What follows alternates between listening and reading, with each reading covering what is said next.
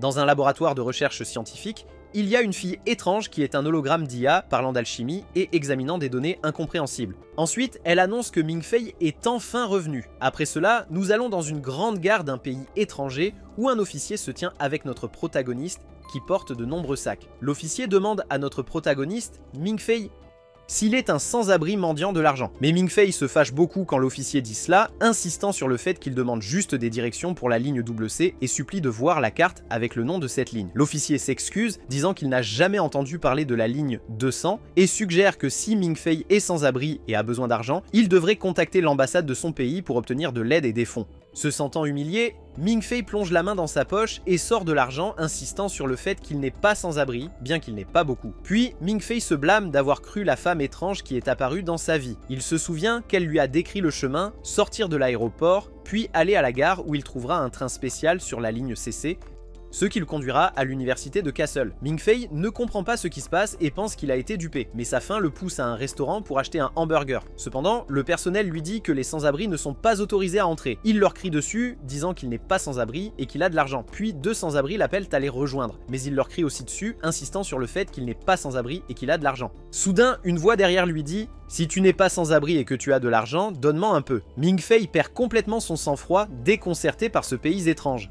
Il se tourne vers le mendiant qui lui donne une leçon de fermeté, criant en anglais qu'il est fauché et n'a pas d'argent à donner. Le mendiant remarque que Ming Fei a l'air chinois et lui parle en chinois, demandant son nom. Ming Fei prétend être japonais, répondant en japonais qu'il ne parle pas chinois. Le mendiant voit clair dans son jeu et dit que Ming Fei n'a pas l'air japonais. Ming Fei essaie alors de parler coréen et commence à jurer. Le mendiant lui dit d'arrêter de jurer et révèle de manière dramatique qu'il n'est pas un mendiant mais un étudiant respectable nommé Finger. Il ajoute qu'il sympathise avec Ming Fei parce qu'il est aussi un étudiant dans une situation difficile. Finger mendie d'une manière beaucoup plus sophistiquée, demandant à Ming Fei de l'argent pour acheter une boisson et proposant de l'aider à se rendre là où il doit aller. Finger remarque le billet de train de la ligne CC de Ming Fei et demande s'il vient de l'université de Kassel. Ming Fei prend peur et recule, demandant s'il y a un problème à venir de l'université de Kassel.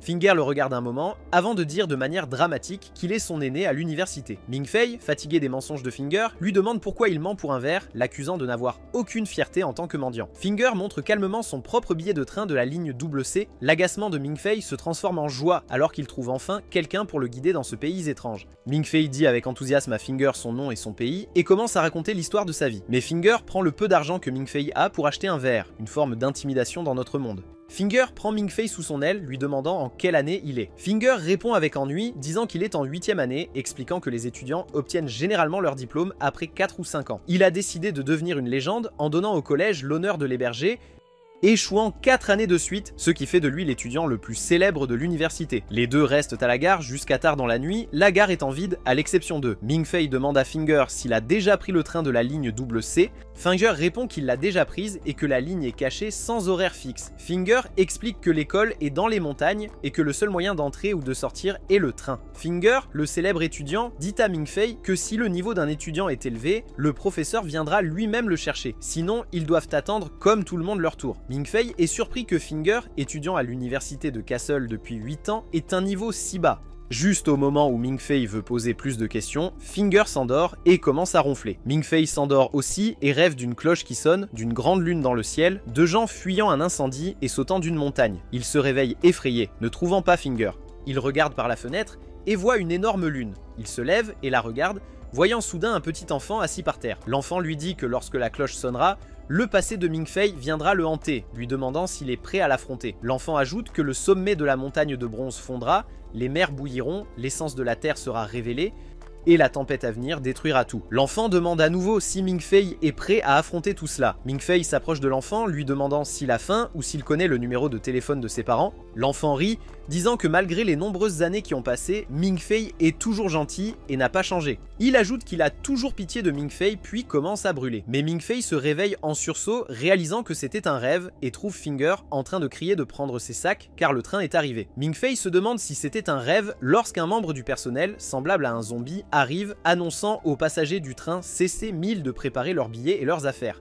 En voyant le membre du personnel, Ming Fei pense qu'il ressemble à un fantôme et que le train doit se diriger vers l'enfer. Le membre du personnel connaît Finger, disant que son rang est tombé à F. Surpris car Finger a commencé à A et au lieu de s'améliorer, il a honteusement et hilarante décliné. Ming-Fei se présente aux membres du personnel en disant son nom et qu'il est un nouvel étudiant. Le membre du personnel reste silencieux pendant longtemps, puis court comme un fou avec la cloche, criant que le nouvel étudiant Ming-Fei de rang S est arrivé. Finger est également choqué par le niveau de Ming-Fei, se demandant pourquoi personne n'est venu l'accueillir. Le membre du personnel, revenant enfin à la normale, dit à Ming-Fei que le professeur Guderian aurait dû venir l'accueillir personnellement. Ils lui disent que s'il insère sa carte dans l'appareil, un train spécial viendra juste pour lui pour l'emmener à l'université. Quand Ming-Fei essaie, toute la station s'illumine pour l'accueillir.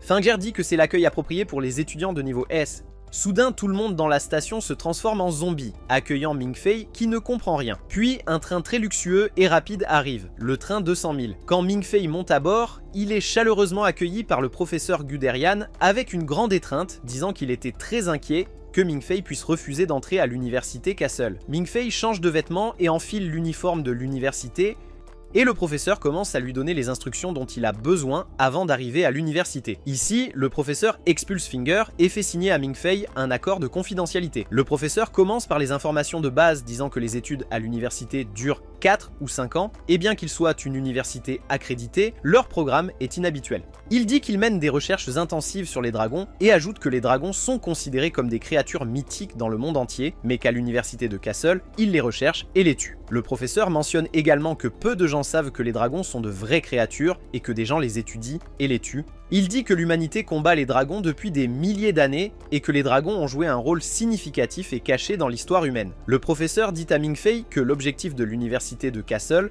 est de former de nouveaux héros pour combattre les dragons. Après cette introduction épique, Ming-Fei décroche, regardant le professeur avec pitié, pensant que le professeur doit être fou. Ming-Fei suggère au professeur de consulter un psychiatre car son état est sérieux.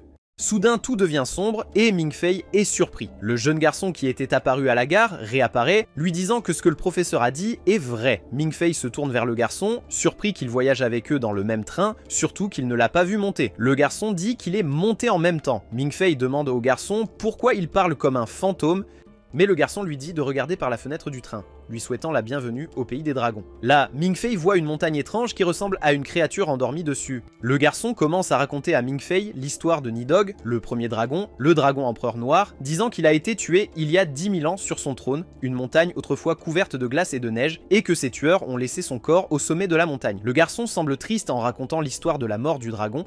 Ming-Fei demande s'il est lié au dragon, mais le garçon dit « au contraire ». Il pense que sa mort était une bonne chose. Ming-Fei ouvre les yeux et se retrouve toujours dans le train avec le professeur Guderian, qui lui dit qu'il s'est évanoui pendant la conférence. Le professeur suppose que Ming-Fei s'est évanoui de peur, mais Ming-Fei dit qu'il n'a pas peur des dragons. Il a peur parce qu'il l'emmène dans un endroit étrange dont il ne sait rien. Puis quelqu'un entre, disant au professeur qu'il a apporté les preuves comme demandé. Le membre du personnel se présente à Ming-Fei comme Toyama, disant que c'est la première fois qu'il rencontre un génie de rang S en 40 ans. Ming-Fei demande si l'autre génie est toujours à l'école, mais Toyama répond que non, car il s'est tiré une balle dans la tête. Le professeur Guderian interrompt, suggérant qu'il parle plutôt des preuves. La première preuve est une écaille. Le professeur dit à Ming-Fei d'essayer de tirer sur l'écaille, sachant que Ming-Fei a de l'expérience avec les armes à feu grâce à son service militaire. Ming-Fei prend le pistolet et tire sur la balance, qui reste inchangée. Ming-Fei dit que ce n'est pas une preuve, car cela pourrait être une armure avancée. Le professeur s'y attendait et présente une deuxième preuve,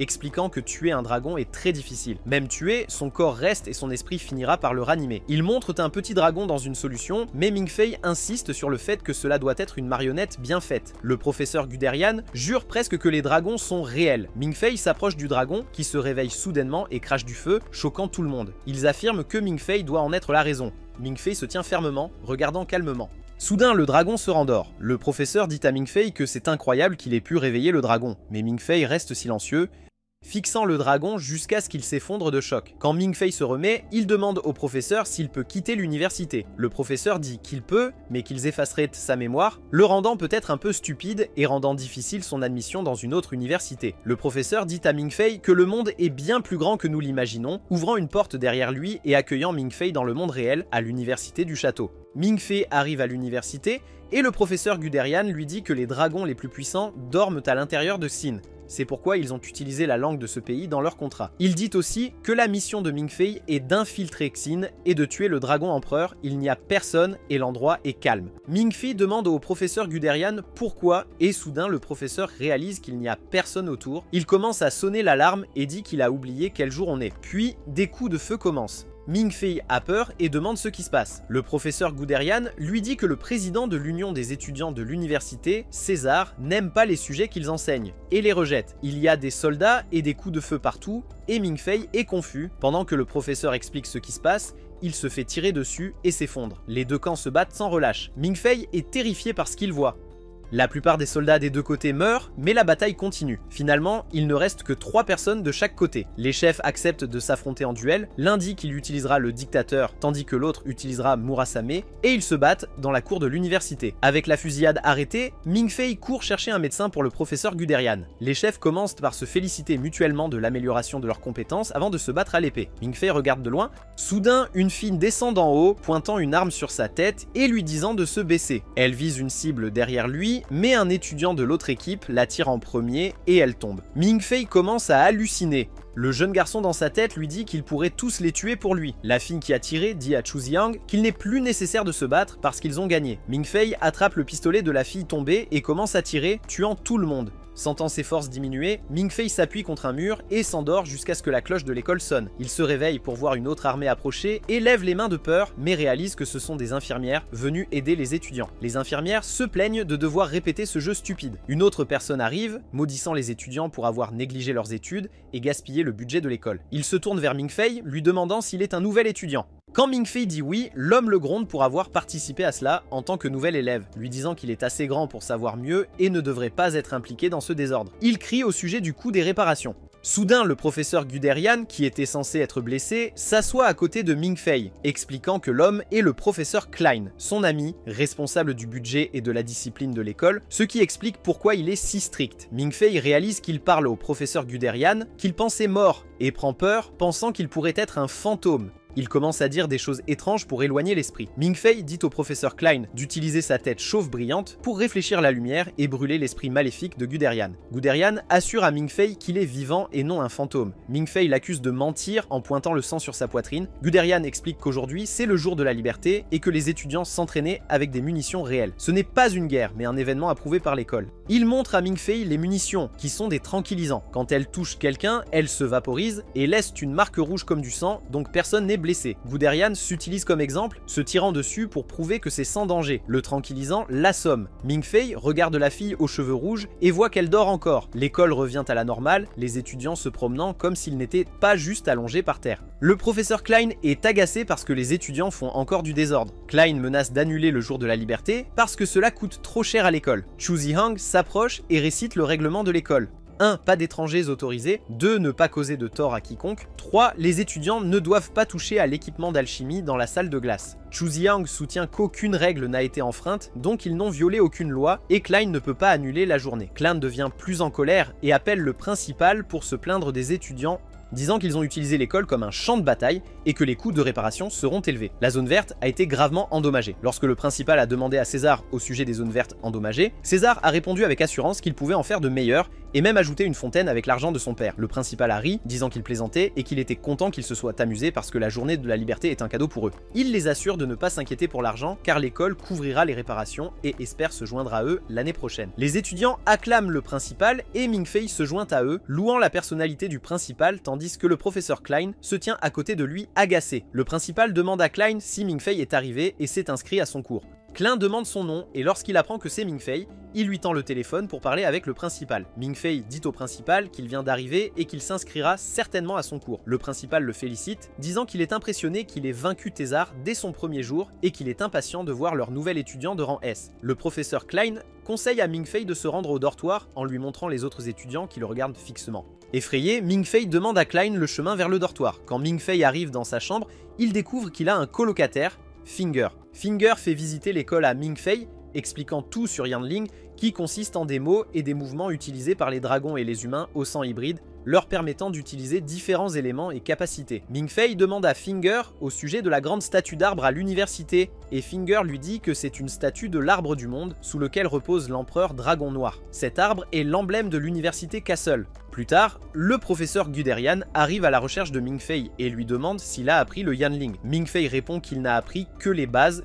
Alors le professeur Guderian l'informe qu'il passera un test demain. Le professeur Guderian ramène Ming Fei au dortoir et lui dit que demain il passera le test 3E. Ming Fei est perplexe face au nom et demande de quoi il s'agit. Le professeur Guderian explique qu'il s'agit d'un test de lignée et dit que cela devrait être très facile pour quelqu'un classé S comme Ming Fei. Guderian admet qu'il n'a pas pu réprimer son désir de connaître la lignée de Ming Fei et lui montre un boîte à musique qu'il a emprunté à la chambre froide. Le professeur Guderian explique à Ming Fei que dans le passé, l'empereur Dragon Noir rugirait depuis son trône et les autres dragons se tournaient et s'agenouillaient vers le trône, quelle que soit la distance. Il continue en disant que les techniciens de la ville de Dagon ont appris à fabriquer cette boîte pour entendre la voix de l'empereur dragon à tout moment. Il ajoute que la langue des dragons est le début de Yanling, et le Yanling le plus puissant est le Yanling de l'empereur. Malgré l'explication, Ming Fei ne comprend pas un mot et se demande si ce sont même des mots humains. Le professeur Guderian le rassure en lui disant que c'est normal puisqu'il vient d'arriver à l'université et suggère qu'il fasse une expérience pratique. Il joue ensuite le son de l'empereur dragon pour Ming Fei, qui écoute attentivement. Après la fin du morceau, le professeur Guderian demande avec excitation si Ming Fei a ressenti l'appel du sang de dragon. Ming Fei le déçoit en bâillant et en disant que la paix l'a rendu somnolent. Guderian demande désespérément s'il a ressenti quelque chose ou vu une vision,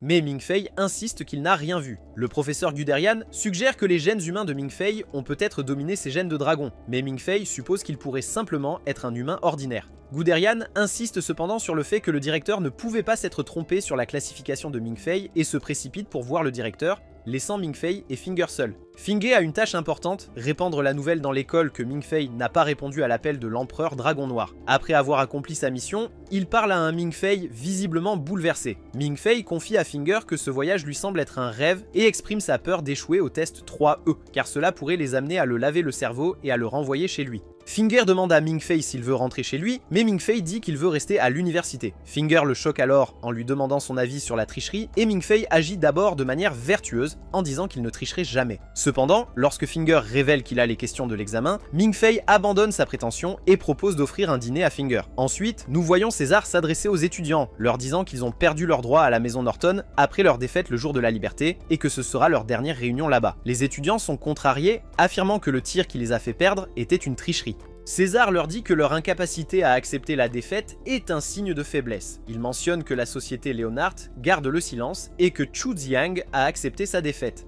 Soudain, une fille aux cheveux rouges nommée Nono dit à César qu'il y a une nouvelle annonce sur le site de l'école, révélant que le nouvel étudiant classé S n'a pas répondu au Yanling de l'empereur. La nouvelle se répand rapidement à Chu Ziang et tout le monde est perplexe face à ce développement. Le professeur Guderian court et appelle le professeur Klein pour le rencontrer à la bibliothèque, l'informant de ce qui s'est passé pendant le test. Dans la bibliothèque, le professeur Guderian dit que la lignée de Chu Ziang est si pure que personne ne peut le regarder dans les yeux, rendant impossible que la classification de Ming Fei soit erronée puisqu'il a tiré sur Chu Ziang. Cependant, Ming Fei n'a également montré aucune réponse à l'appel de l'empereur Dragon Noir, ce qui pousse le professeur Klein à enquêter davantage. Il déterre de vieux documents sur quelqu'un nommé le Souverain Blanc, qui avait un pouvoir immense rivalisant avec celui du Dragon Noir. Il explique qu'il y avait une prophétie sur la purification de la lignée et leur libération de la domination de l'empereur Dragon Noir. Les dragons noirs et blancs se sont battus et le Dragon Noir a enterré le Dragon Blanc et sa lignée.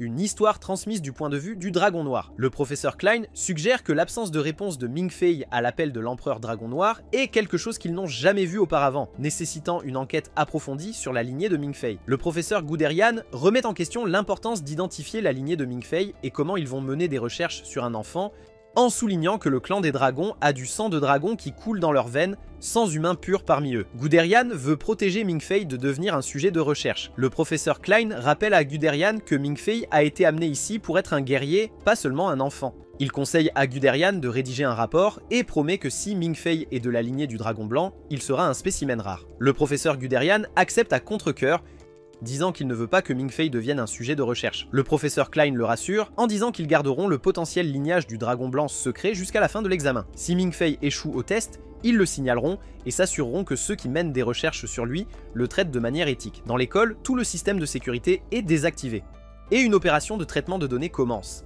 activant un programme appelé Eva. Une personne mystérieuse dit à Eva qu'elle veut que Ming-Fei réussisse le test parce qu'il y a un grand mystère autour de lui qu'ils ont besoin de temps pour élucider. Le lendemain, Ming-Fei est en retard pour l'examen et court pour arriver à temps. Lorsqu'il arrive, il trouve Nono debout et prend sa place. Il ouvre le sujet d'examen pour le trouver vierge, mais se souvient que Finger lui a dit que le sujet serait vierge et qu'il devrait le remplir avec la vision qu'il voit. Les étudiants commencent à écouter des enregistrements d'un dragon et Ming-Fei se rappelle que Finger lui a dit qu'ils utilisent 8 fichiers audio dans l'ordre au cours des 8 dernières années.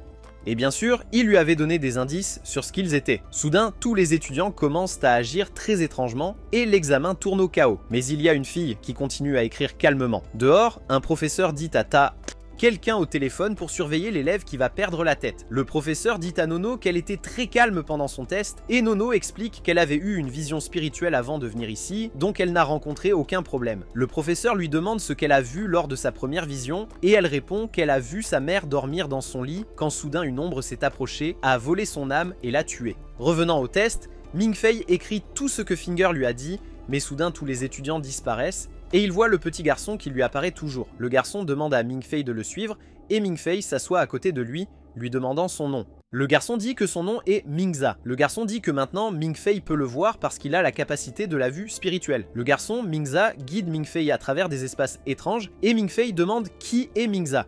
Mais Mingza pointe le cœur de Ming-Fei et lui dit que la réponse s'y trouve. Il dit que les humains sont généralement stupides, mais dans le cas de Ming-Fei, il fait exprès d'être bête. Bien sûr, Ming-Fei ne comprend rien et finit par retourner au même endroit à l'école où il commence à pleurer. Ming-Fei se réveille au son de la voix de Nono qui lui dit qu'il s'est évanoui pendant l'examen, dormant pendant 2 heures sur les 3 heures de l'épreuve. Elle lui dit aussi qu'il a écrit 9 réponses, mais qu'il n'y avait que 8 questions. Malgré cela, elle le félicite d'avoir réussi l'examen, disant que ses réponses étaient correctes, même s'il y avait plus de réponses que de questions. Fangjie donne ensuite à Ming-Fei ses conseils d'expert sur le choix des cours et l'avertit d'éviter le cours du professeur Lars, car il est très strict sur la présence. Cependant, il lui dit aussi que le professeur Lars est actuellement en mission en dehors de l'école parce qu'ils ont trouvé des restes de dragons et il est allé enquêter. Nous voyons ensuite le professeur Lars dans un avion au-dessus de l'océan avec 2 étudiants dans l'eau en dessous cherchant le palais du dragon. Ils utilisent leur capacité qui impliquait un serpent gigantesque pour atteindre le dragon plus rapidement. Soudain, un tremblement de terre se produit et il perd le contact avec l'avion. Le professeur Lars se blâme, disant qu'il a répété la même erreur qu'il a faite il y a 8 ans. La connexion est rétablie et l'étudiant, Yixing, rapporte que lui et son partenaire Aki ont atteint le palais du dragon. Le professeur Lars rapporte au directeur affirmant que Yixing a trouvé un palais du dragon de bronze. Le directeur confirme qu'il doit s'agir du palais impérial du dragon de bronze de Norton. Le professeur Lars insiste sur le fait qu'ils doivent agir rapidement avant de perdre l'opportunité. Il croit, d'après le rapport de Yixing, que le palais n'est pas vide et contient sûrement quelque chose. Le directeur ordonne de commencer l'opération et déclare que s'ils ne peuvent pas capturer ce qui est à l'intérieur vivant, ils doivent l'éliminer. Lars demande au directeur la permission d'utiliser la clé. Lars s'approche d'une femme avec un petit enfant et l'informe que le directeur leur a permis d'utiliser la clé. La femme lui dit de protéger la clé car ils n'ont actuellement pas d'autre clé à part cet enfant qui porte le sang pur d'un dragon. Elle mentionne que même Chu Ziyoung n'a pas un sang aussi pur que cet enfant. Lars prend l'enfant et conseille à la femme de passer plus de temps avec sa fille. Nous apprenons que cette femme est la mère adoptive de Nono. Lars se prépare à plonger dans la mer avec la clé, expliquant à son assistant qu'il s'agit du palais du dragon de bronze, un dragon de première génération et l'un des 4 dirigeants directement issus du dragon noir et connu dans leurs archives sous le nom de Norton. Il explique que les humains considéraient autrefois les dragons comme des dieux ou des démons, tandis que les dragons voyaient les humains comme de simples insectes ou esclaves. Pour la première fois dans l'histoire, il y a une chance pour les 2 races de communiquer, ce qui serait la conversation la plus importante du millénaire. Lars plonge dans l'eau, rejoint Yixing et Akane et leur dit qu'ils ont exactement 2 heures pour accomplir la mission. Il leur fournit de nouveaux tuyaux pour remplacer ceux coupés par le tremblement de terre. Lars leur demande de le soutenir pendant qu'il exécute son yin-yang. Soudain, une porte apparaît et Yixing remarque qu'elle est maudite par les mangeurs de feu. Lars explique qu'ils imbibent leur corps d'huile, mâchent du feu et brûlent jusqu'à la mort, mais leur corps ne se transforme pas en cendres.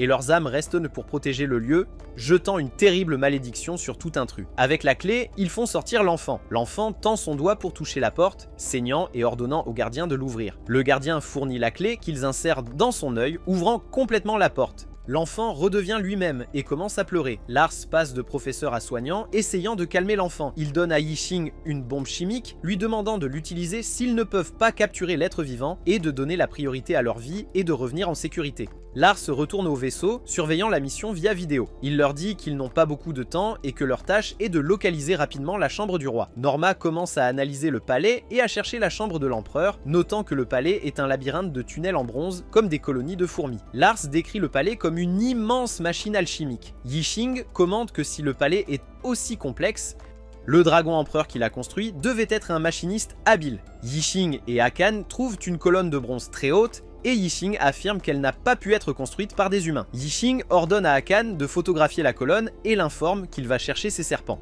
Il la prévient de ne pas essayer de le sauver si quelque chose se passe, et de s'échapper immédiatement, lui donnant un ordre en tant que chef. Lars demande à Hakan de photographier la colonne. Hakan découvre que l'arbre autour de la colonne a des inscriptions dans la langue des dragons, probablement écrites par l'empereur dragon lui-même. Norma les rejoint, conseillant à Hakan de diviser les inscriptions en groupes et d'envoyer chaque groupe séparément. Akane commence à photographier, mais soudain, elle a du mal à respirer et se sent étourdie. L'équipe dans l'avion remarque que son rythme cardiaque augmente et soudain la connexion avec elle est perdue. Ils tentent de la remonter à l'aide de la corde pour découvrir qu'elle est coupée. Nous revenons à Hakan qui est sur le point de perdre connaissance et de tomber, mais Yixing la rattrape. Hakan lui assure qu'elle va bien maintenant et demande s'il a trouvé quelque chose dans la chambre de l'empereur. Il répond que l'os était trop lourd à transporter, alors il l'a fait exploser et ils prennent maintenant un échantillon de bronze pour analyse. Yixing aperçoit une petite statue et dit que c'est une effigie de dragon qu'ils doivent prendre pour examen. Alors qu'Akane déplace la statue, le palais commence à bouger et une ombre noire l'attaque soudainement. Elle exhorte Yixing à attaquer, mais l'ombre, qui est Yixing, demande qui il doit attaquer, révélant qu'Akane hallucinait. Yixing dit à Akane que la statue la suivait depuis un certain temps. Il tire dessus, et Akane réalise qu'elle était sous son contrôle, vivant des hallucinations. Elle remarque que sa corde a été coupée sans qu'elle s'en aperçoive, et se blâme de ne pas avoir été assez prudente, mais Yixing admet son erreur de l'avoir laissée seule. Akane remarque que Yixing porte quelque chose sur son dos et lui demande ce que c'est. Il dit que ses serpents l'ont trouvé et que cela pourrait être le vase de cendre parce qu'il porte le symbole de la vie éternelle. Si le dragon dort à l'intérieur, cela signifie qu'il est encore jeune et qu'il devrait l'emporter avec eux. Soudain, tout le palais commence à bouger. Yixing dit que la statue a dû déclencher cela et dit à Hakan qu'ils doivent s'échapper immédiatement. Ils font de leur mieux pour fuir, mais échouent. Yixing déclare que le palais s'est réveillé et les a détectés comme des intrus, fermant ainsi la porte. De retour à Castle University, Ming-Fei se réveille, surpris par une cloche. Il est agacé que quelqu'un la sonne à cette heure. Li Mingzi apparaît, expliquant que c'est une cloche du matin. Il l'emmène au haut clocher. Li Mingzi, effrayé par les hauteurs, parle de manière cryptique de la différence entre le monde des rêves et la réalité, suggérant que le monde dans lequel vit Ming-Fei pourrait être irréel. Li Mingzi continue, expliquant que la cloche du matin sonne pour deux raisons. Quand quelqu'un meurt ou est proche de la mort, indiquant danger et opportunité. Il avertit Ming-Fei de se préparer au danger imminent. Li Mingzi demande à Ming-Fei s'il se souvient du jeu en ligne auquel il jouait et lui demande quelle compétence il choisirait s'il ne pouvait en avoir qu'une. Ming-Fei répond qu'il choisirait le mur des moutons noirs, une compétence qui permet aux joueurs de voir toute la carte. Li Mingzi dit que Ming-Fei peut maintenant utiliser la compétence et lui conseille de l'utiliser judicieusement car il en aura bientôt besoin, car si tout le monde est dans un labyrinthe, une carte est essentielle. Ming-Fei se réveille avec des doigts qui lui crient de bouger rapidement alors que l'alarme sonne. Il s'habille et sort, apprenant que tous les étudiants de rang A ou supérieur doivent se rendre au centre informatique de la bibliothèque. Ming-Fei est perdu car il n'a pas lu le manuel. En chemin, il rencontre Nono qui dit à Finger qu'il n'est pas de rang A et qu'il devrait retourner dans sa chambre. Elle dit à Ming-Fei qu'il est le seul étudiant avec un rang S dans toute l'école. Lorsque les étudiants arrivent à la bibliothèque, Ming-Fei regrette de ne pas avoir lu le manuel. Il regarde autour de lui et voit la fille de son examen, surpris qu'elle soit aussi de rang A. Les professeurs les informent immédiatement, déclarant que deux de leurs collègues sont piégés dans un palais sous-marin.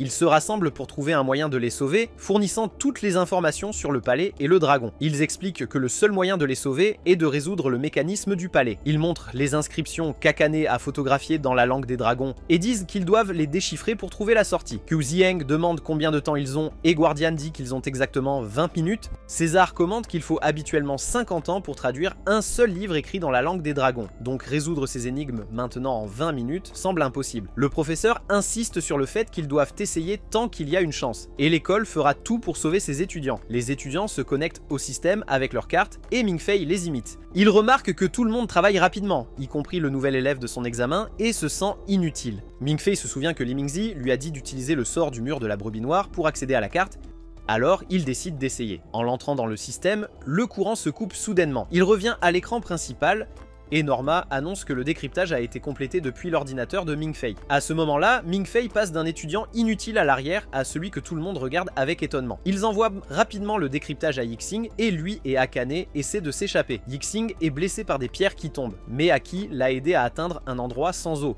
Yixing dit au professeur d'utiliser la clé pour leur montrer le chemin. Le professeur active la clé, révélant la carte. La clé pointe directement vers le bas, indiquant qu'ils doivent descendre et attendre que la porte s'ouvre. Cependant, le serpent découvre un labyrinthe en dessous et ils n'ont que quelques minutes d'oxygène restantes. Ils doivent nager 42 mètres vers le bas et le professeur est optimiste qu'ils peuvent y arriver avec leur réserve d'oxygène. Yixing dit au professeur qu'il coupe la communication pour économiser de l'énergie pour les serpents et termine l'appel. Bien qu'ils aient trouvé le chemin, Aki est toujours inquiète. Les deux se regardent et Yixing demande si elle va bien, mais elle le fixe simplement en silence. Elle ouvre son masque de plongée et lui dit qu'ils n'ont pas assez d'oxygène pour revenir. Il insiste qu'ils iront bien et qu'ils réussiront. Aki suggère qu'ils restent sur place jusqu'à ce que l'eau les engloutisse, lui demandant de ne rien dire car ils n'ont pas beaucoup de temps. Elle essaie de lui avouer ses sentiments pour Yixing avant de mourir, mais il la devance, en disant qu'il l'aime aussi et qu'il ne la laissera pas mourir ici. Il lui assure que la sortie s'ouvrira bientôt, et nous voyons la sortie s'ouvrir, mais il y a un dragon à proximité, indiquant qu'il pourrait ne pas s'en sortir. De retour dans l'avion, le professeur Lars réalise la situation critique et ordonne à l'équipe de secours de déployer des bateaux et de se préparer rapidement.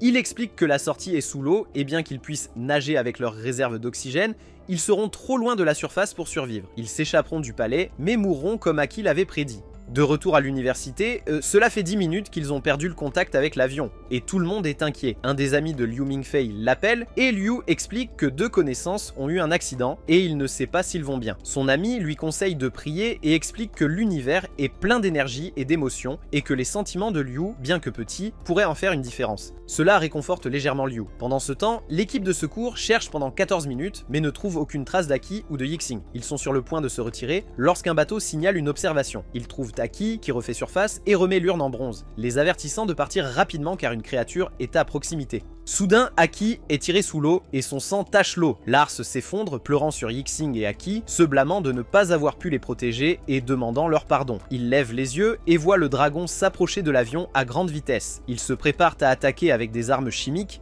Lars, choqué par la présence du dragon malgré leur reconnaissance minutieuse, prend un fusil chimique et tire, mais le dragon n'est pas perturbé. Le dragon dévore l'avion en cherchant Yixing et Aki, et l'assistant de Lars craint qu'ils ne soient les prochains, le qualifiant de monstre. Lars insiste sur le fait que c'est un être intelligent. Ils ont des bombes chimiques dans l'avion et prévoient d'attirer le dragon vers elle et de les faire exploser. Lorsque le dragon avale les bombes, le signal est perdu, mais ils reprennent le contrôle et font exploser. Pensant avoir tué le dragon, l'assistante de Lars exprime sa tristesse pour la perte d'Aki et Yixing. Soudain, le dragon attaque et la tue, révélant qu'il a survécu à l'explosion. Le dragon les encercle rapidement. Il réalise qu'il y a encore une bombe à l'intérieur du dragon et suggère de la faire exploser pour gagner du temps pour s'échapper. Lars ordonne au pilote de se diriger droit vers un barrage, mais le pilote avertit d'une collision. Lars insiste et ils se dirigent vers le barrage avec le dragon à leur trousse. Ils utilisent la clé pour ouvrir la porte du barrage et passent à travers, suivi de prépare le dragon. Lars ordonne la détonation de la bombe à l'intérieur du dragon et referme rapidement la porte. L'explosion tue le dragon, mais un fragment de croc se loge dans la poitrine de Lars,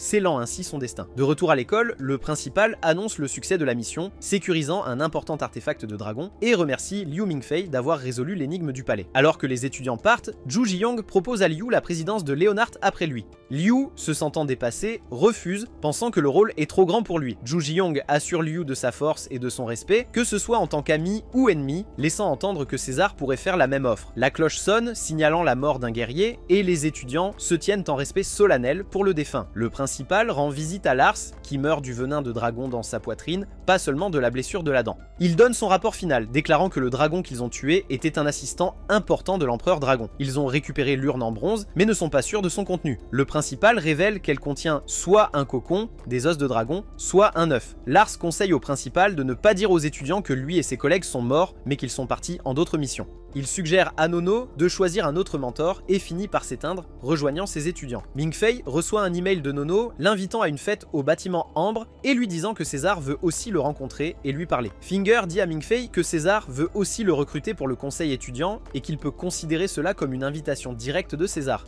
Il dit qu'être de rang S lui a valu un traitement spécial. Ming-Fei demande à Finger ce qu'il sait sur César, alors Finger lui raconte tout sur les antécédents de César. Il explique que la famille de César est l'une des plus célèbres familles de chasseurs de dragons en Occident et qu'ils ont de nombreuses entreprises et sont très riches. Il dit que César sera le chef de la famille à l'avenir et sera l'empereur des ombres dans le monde occidental. Ming Fei répond que César semble être un homme important, mais Finger continue en disant que chaque élève de l'école connaît la première phrase que César a dite lorsqu'il est arrivé à l'école. Il vient te battre avec moi si tu es prêt à perdre. Ming Fei change d'avis et dit que César semble être un voyou et Finger est tout à fait d'accord. Ming Fei tombe dans un silence significatif, alors Finger lui demande ce qui ne va pas. Il répond qu'il pense à ce qu'il a dit en arrivant à l'école. Il se souvient de sa stupéfaction devant les bâtiments anciens et majestueux de l'université et avec le vent soufflant dans ses cheveux, il a dit « La nourriture de la cafétéria doit être délicieuse ». Ming Fei dit qu'il va refuser l'invitation et ne pas y aller, mais Finger insiste pour qu'il y aille, surtout qu'il y aura un buffet ouvert. Cependant,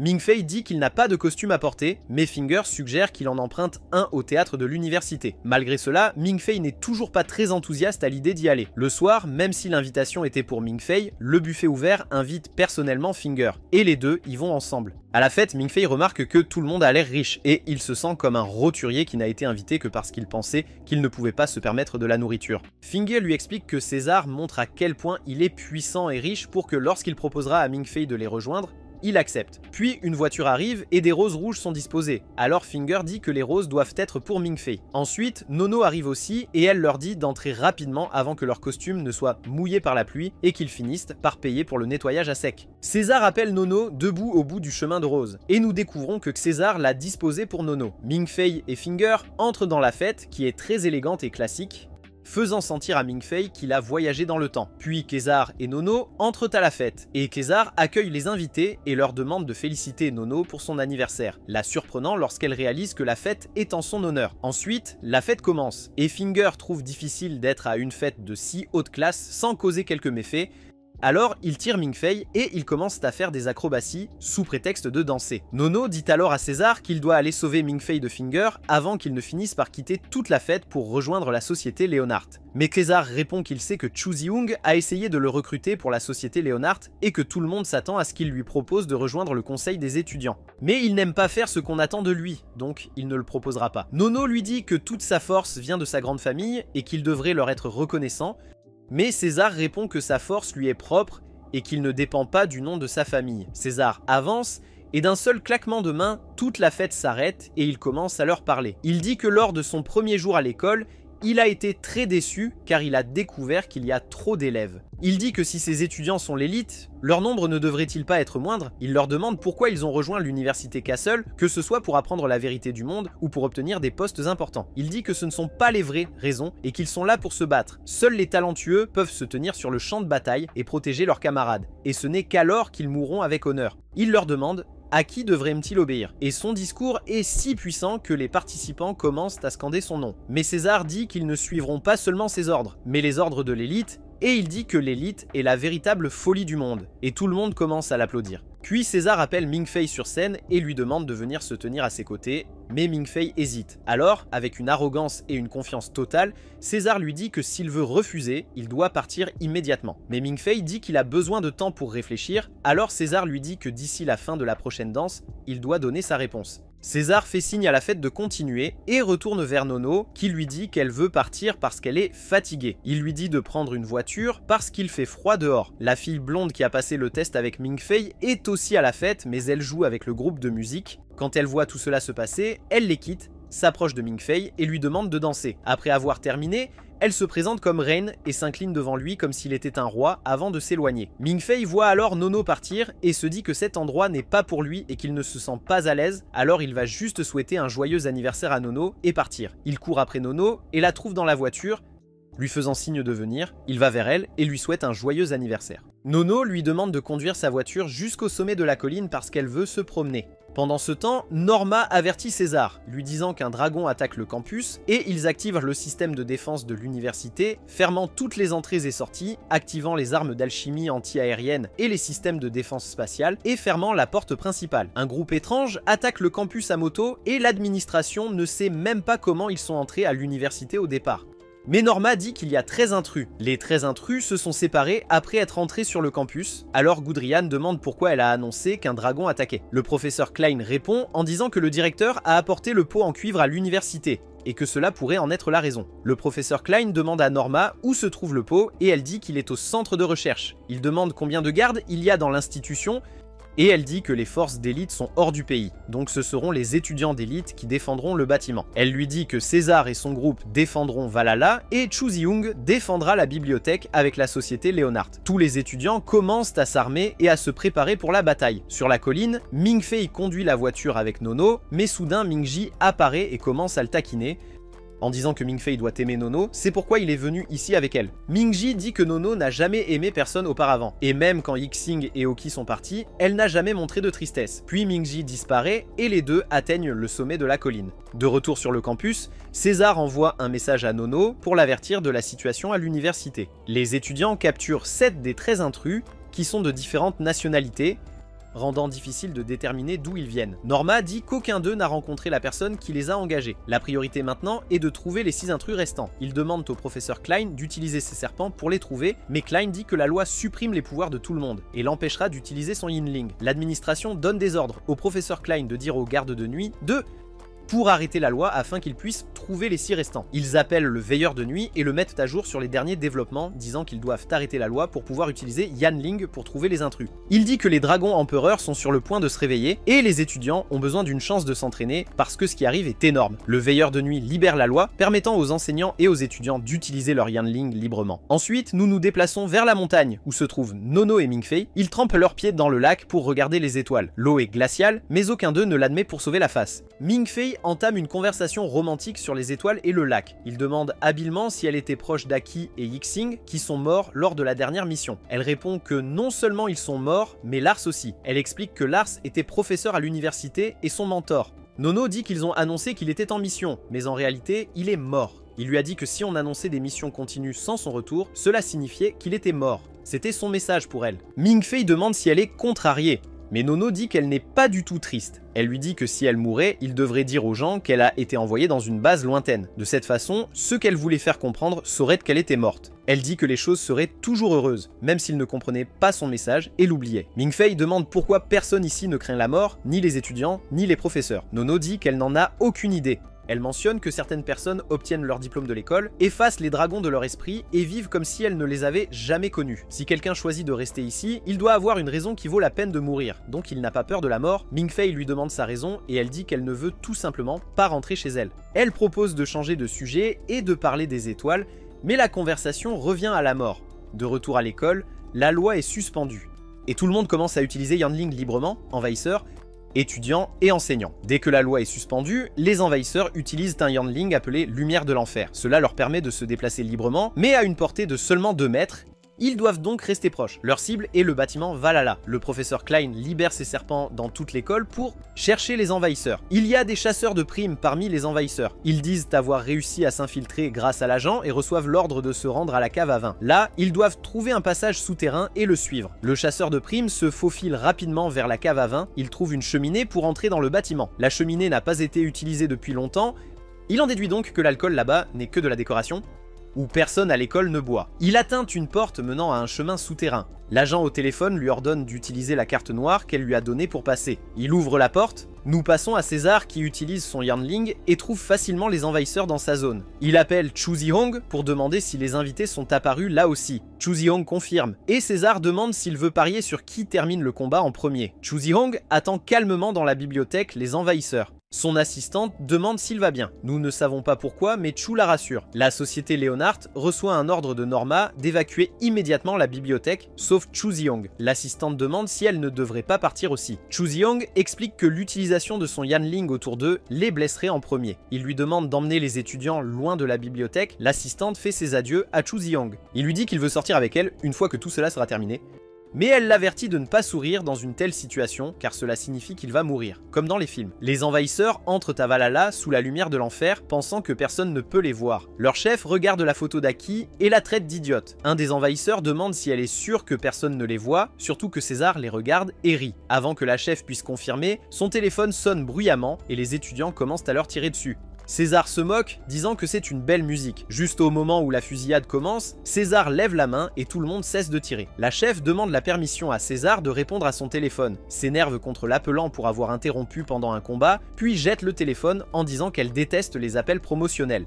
César répond que les appels de vente sont les pires. Elle commande qu'elle a entendu dire que César est un gamin riche et arrogant, mais le trouve pas si mal. César lui demande son nom. Elle se présente comme Sakato Kumai et plaisante en disant qu'elle lui dira son nom, mais jamais son numéro de téléphone. Quand César entend son nom, cela lui semble familier. Elle explique qu'elle est la sœur aînée de Sakato Kumai. César s'excuse de lui avoir annoncé qu'elle est morte, mais Mai dit qu'elle n'était pas proche puisqu'elles n'ont pas été élevées ensemble, donc cela n'a pas d'importance pour elle. Elle ajoute que sa sœur a vécu et est morte comme une marionnette, suivant les ordres. Mai joue une chanson et dit à César qu'ils commenceront à se battre quand la chanson se terminera. César demande pourquoi ils ont envahi l'université, Mai dit qu'ils sont venus pour le pot. César avertit que l'os du dragon apporte des désastres, mais elle répond qu'il apporte aussi une nouvelle ère plus grande que César ne peut imaginer. Tout le monde est sur le qui-vive, attendant l'attaque alors que la chanson se termine. César compte silencieusement à rebours de 15 à 1. À 11, la chanson s'arrête brusquement, et les envahisseurs font frire les étudiants comme des pommes de terre. César survit et dit à Mai qu'elle utilise des balles en caoutchouc parce qu'elle ne veut pas causer beaucoup de morts. Alors qu'il déduit des choses à leur sujet, Mai découvre aussi que son Yanling s'appelle Kamaitachi, qui est invincible dans l'obscurité. César lui dit qu'elle parle trop au lieu de chercher le bocal, mais dit que sa mission est de le retarder et que la récupération du bocal est la tâche de la fille masquée. Chu Ziyang entend tout ce qui se passe avec César puisque César a laissé la ligne ouverte. César continue de parler à Mai, disant qu'elle a changé la fin de la chanson pour gagner, mais dit que le vrai combat n'a pas encore commencé et offre des excuses uniques en le combattant dans le noir où il est le plus fort. Ils commencent à se battre. César dit que personne n'échappe à son Kamaitachi et qu'elle ne fera pas exception, mais étonnamment, il n'arrive pas à la toucher. Nous passons à Chu Ziyang qui attend la fille masquée. Elle frappe d'abord, puis entre avec de longs cheveux blonds et un masque. Elle lui dit qu'il ne voulait sûrement pas que quelqu'un voie ses yeux, d'où sa demande à ses coéquipiers de quitter la bibliothèque. Chu Ziyang dit qu'il a des secrets à protéger. La fille masquée dit qu'on l'a averti d'être prudente avec lui parce que c'est un monstre. Les enseignants dans la salle de contrôle observent Chu Ziyang et sont choqués lorsque la fille arrive sans aucune arme. Un enseignant suggère que son Yanling pourrait être assez puissant pour ne pas en avoir besoin. Le professeur Guderian demande des informations sur le Yanling de Chu Ziyang. Le professeur répond que seul le directeur et son mentor l'ont vu et que personne d'autre n'est autorisé à le savoir. Guderian demande si c'est si dangereux, mais le professeur ne répond pas et ordonne à Chu Ziyang de la finir rapidement. Le Yanling de Chu Ziyang est révélé être flamme souveraine. Guderian est choqué, disant que c'est rare et extrêmement dangereux, provoquant l'explosion de tout autour et la réduction en cendres en quelques secondes. Il comprend pourquoi ils ont gardé le Yanling de Chu Ziyang secret. Il s'avère que la fille masquée utilise également la flamme souveraine, choquant tous les professeurs qui commencent à s'interroger sur son identité. Nous passons au chasseur de primes qui atteint la chambre d'Eva. Eva demande qui il est puisqu'il a accès mais qu'elle ne le connaît pas. Elle le prévient de partir immédiatement ou les conséquences seront terribles. Le chasseur de primes refuse, disant qu'il aime jouer pour s'amuser et lui demande des directions pour la zone de Skuld. Eva lui indique le chemin en détail comme s'il n'était pas un ennemi et le chasseur de primes la remercie et continue. L'agent au téléphone lui dit qu'il est proche de la zone de Skuld où il trouvera la plupart des secrets de l'école et augmente sa récompense à 5 millions. Aveuglé par les 5 millions, le chasseur de primes perd sa concentration, tombe à l'eau avec son téléphone avant d'entendre l'ordre final. Il nage, disant qu'il le découvrira lui-même. Il atteint une porte sous-marine, se sentant mal à l'aise à propos de ce qui se trouve derrière. Il l'ouvre, nous revenons à Nono et Ming-Fei nageant dans l'eau de pastèque, où Nono essaie de convaincre Ming-Fei de rejoindre le syndicat étudiant. Quand Nuno lui demande directement de rejoindre le syndicat étudiant, il pense que c'est un complot de César et Nuno, et que César l'a envoyé pour l'influencer et le faire rejoindre. Il se dit qu'il ne tombera pas dans le piège, mais Nuno clarifie et dit que César n'a rien à voir avec ce qu'elle demande, et qu'elle veut qu'il rejoigne. Il lui demande ce qu'elle veut dire. Nuno dit qu'elle veut que quelqu'un prenne des ordres d'elle. Il lui dit qu'elle peut donner des ordres à n'importe qui là-bas, mais elle dit qu'elle ne veut pas donner d'ordre aux gens qui suivent César. Elle ajoute qu'ils sont fiancés, mais que c'était une décision prise par eux deux. Cependant, Nuno n'est pas contente de cela parce qu'elle veut être indépendante et ne pas tirer sa force de César. D'après ses mots, il réalise qu'elle est fiancée à César. Nuno continue, disant qu'il vaut mieux pour lui de rejoindre soit Leonard, soit le syndicat étudiant. Elle insiste pour qu'il rejoigne le syndicat étudiant, promettant que bien qu'elle lui donnera des ordres, elle le protégera aussi. Mais il lui dit qu'elle ne l'a pas aidé à échapper à Finger à la fête quand il était forcé de danser. Elle se souvient qu'elle allait aider, mais César l'a arrêté, disant qu'il pouvait s'en occuper lui-même. Elle essaie de le convaincre davantage, promettant qu'elle l'aidera quand il aura besoin d'elle et ne le laissera pas. Il lance des feux d'artifice pour Nuno comme cadeau d'anniversaire avec l'aide de Liu Mingji. Nuno est très heureuse du cadeau, mais ne sait pas que c'est de lui. Elle dit qu'elle est contente peu importe qui l'a fait, puis elle commence à pleurer parce qu'elle souhaite que sa mère lui offre un cadeau et prenne soin d'elle. Après cela, il décide de rejoindre le syndicat et laisse Nuno lui donner des ordres comme elle le souhaite. Nuno promet de le protéger en retour. Nous revenons au chasseur qui ouvre la porte et est emporté par le courant d'eau qui en sort, atterrissant sur le toit dans une pièce ressemblant à un aquarium. Là, il rencontre un requin, mais celui-ci l'évite et il parvient à s'échapper. Il continue à chercher le laboratoire avec le bocal et finit par trouver un ascenseur étiqueté, le chemin vers le laboratoire. Il sort la carte que l'agent lui a donnée et passe par la porte. Nous passons au directeur qui est au même endroit que le spécimen. Il dit que la recherche jusqu'à présent n'a pas été très utile parce qu'il n'y avait pas d'échantillon de dragon, mais maintenant l'histoire va changer et ils vont commencer une nouvelle ère. Le chasseur regarde le directeur faire son grand discours, réalisant que le bocal doit être ce que son client veut. Les chercheurs demandent au directeur s'ils seront autorisés à disséquer le dragon et si le contenu du bocal est même vivant. Le directeur dit qu'il ne sait pas et que le bocal a été fabriqué en 33 après Jésus-Christ par un Norton déguisé. Les chercheurs demandent au directeur de le disséquer dès que possible,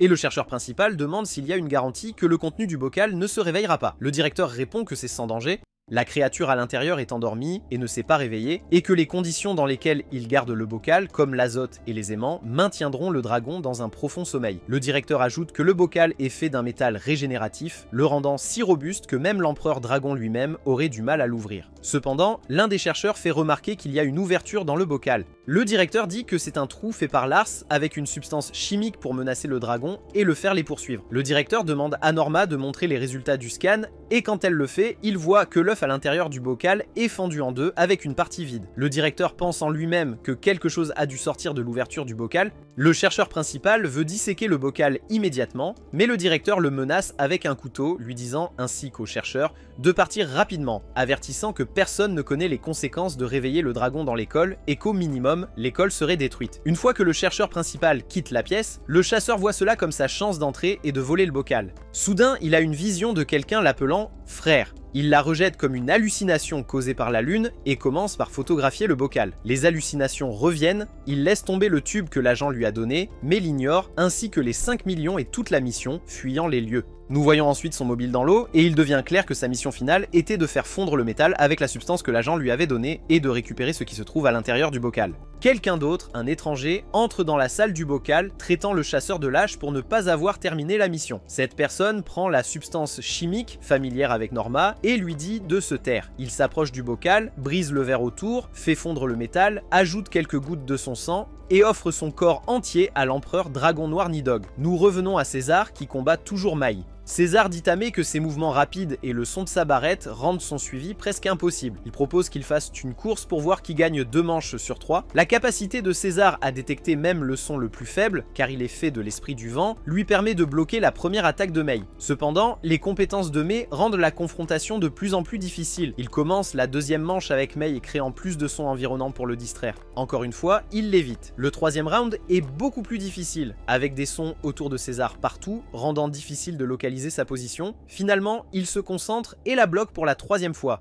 Soudain, une explosion se produit pendant qu'ils se battent. Ils déclarent une trêve, déclarant un match nul. Pour enquêter sur la cause de l'explosion, Mai demande à César d'allumer les lumières, mais Norma ne répond pas lorsque César lui demande. Il réalise qu'il y a une panne majeure dans l'école.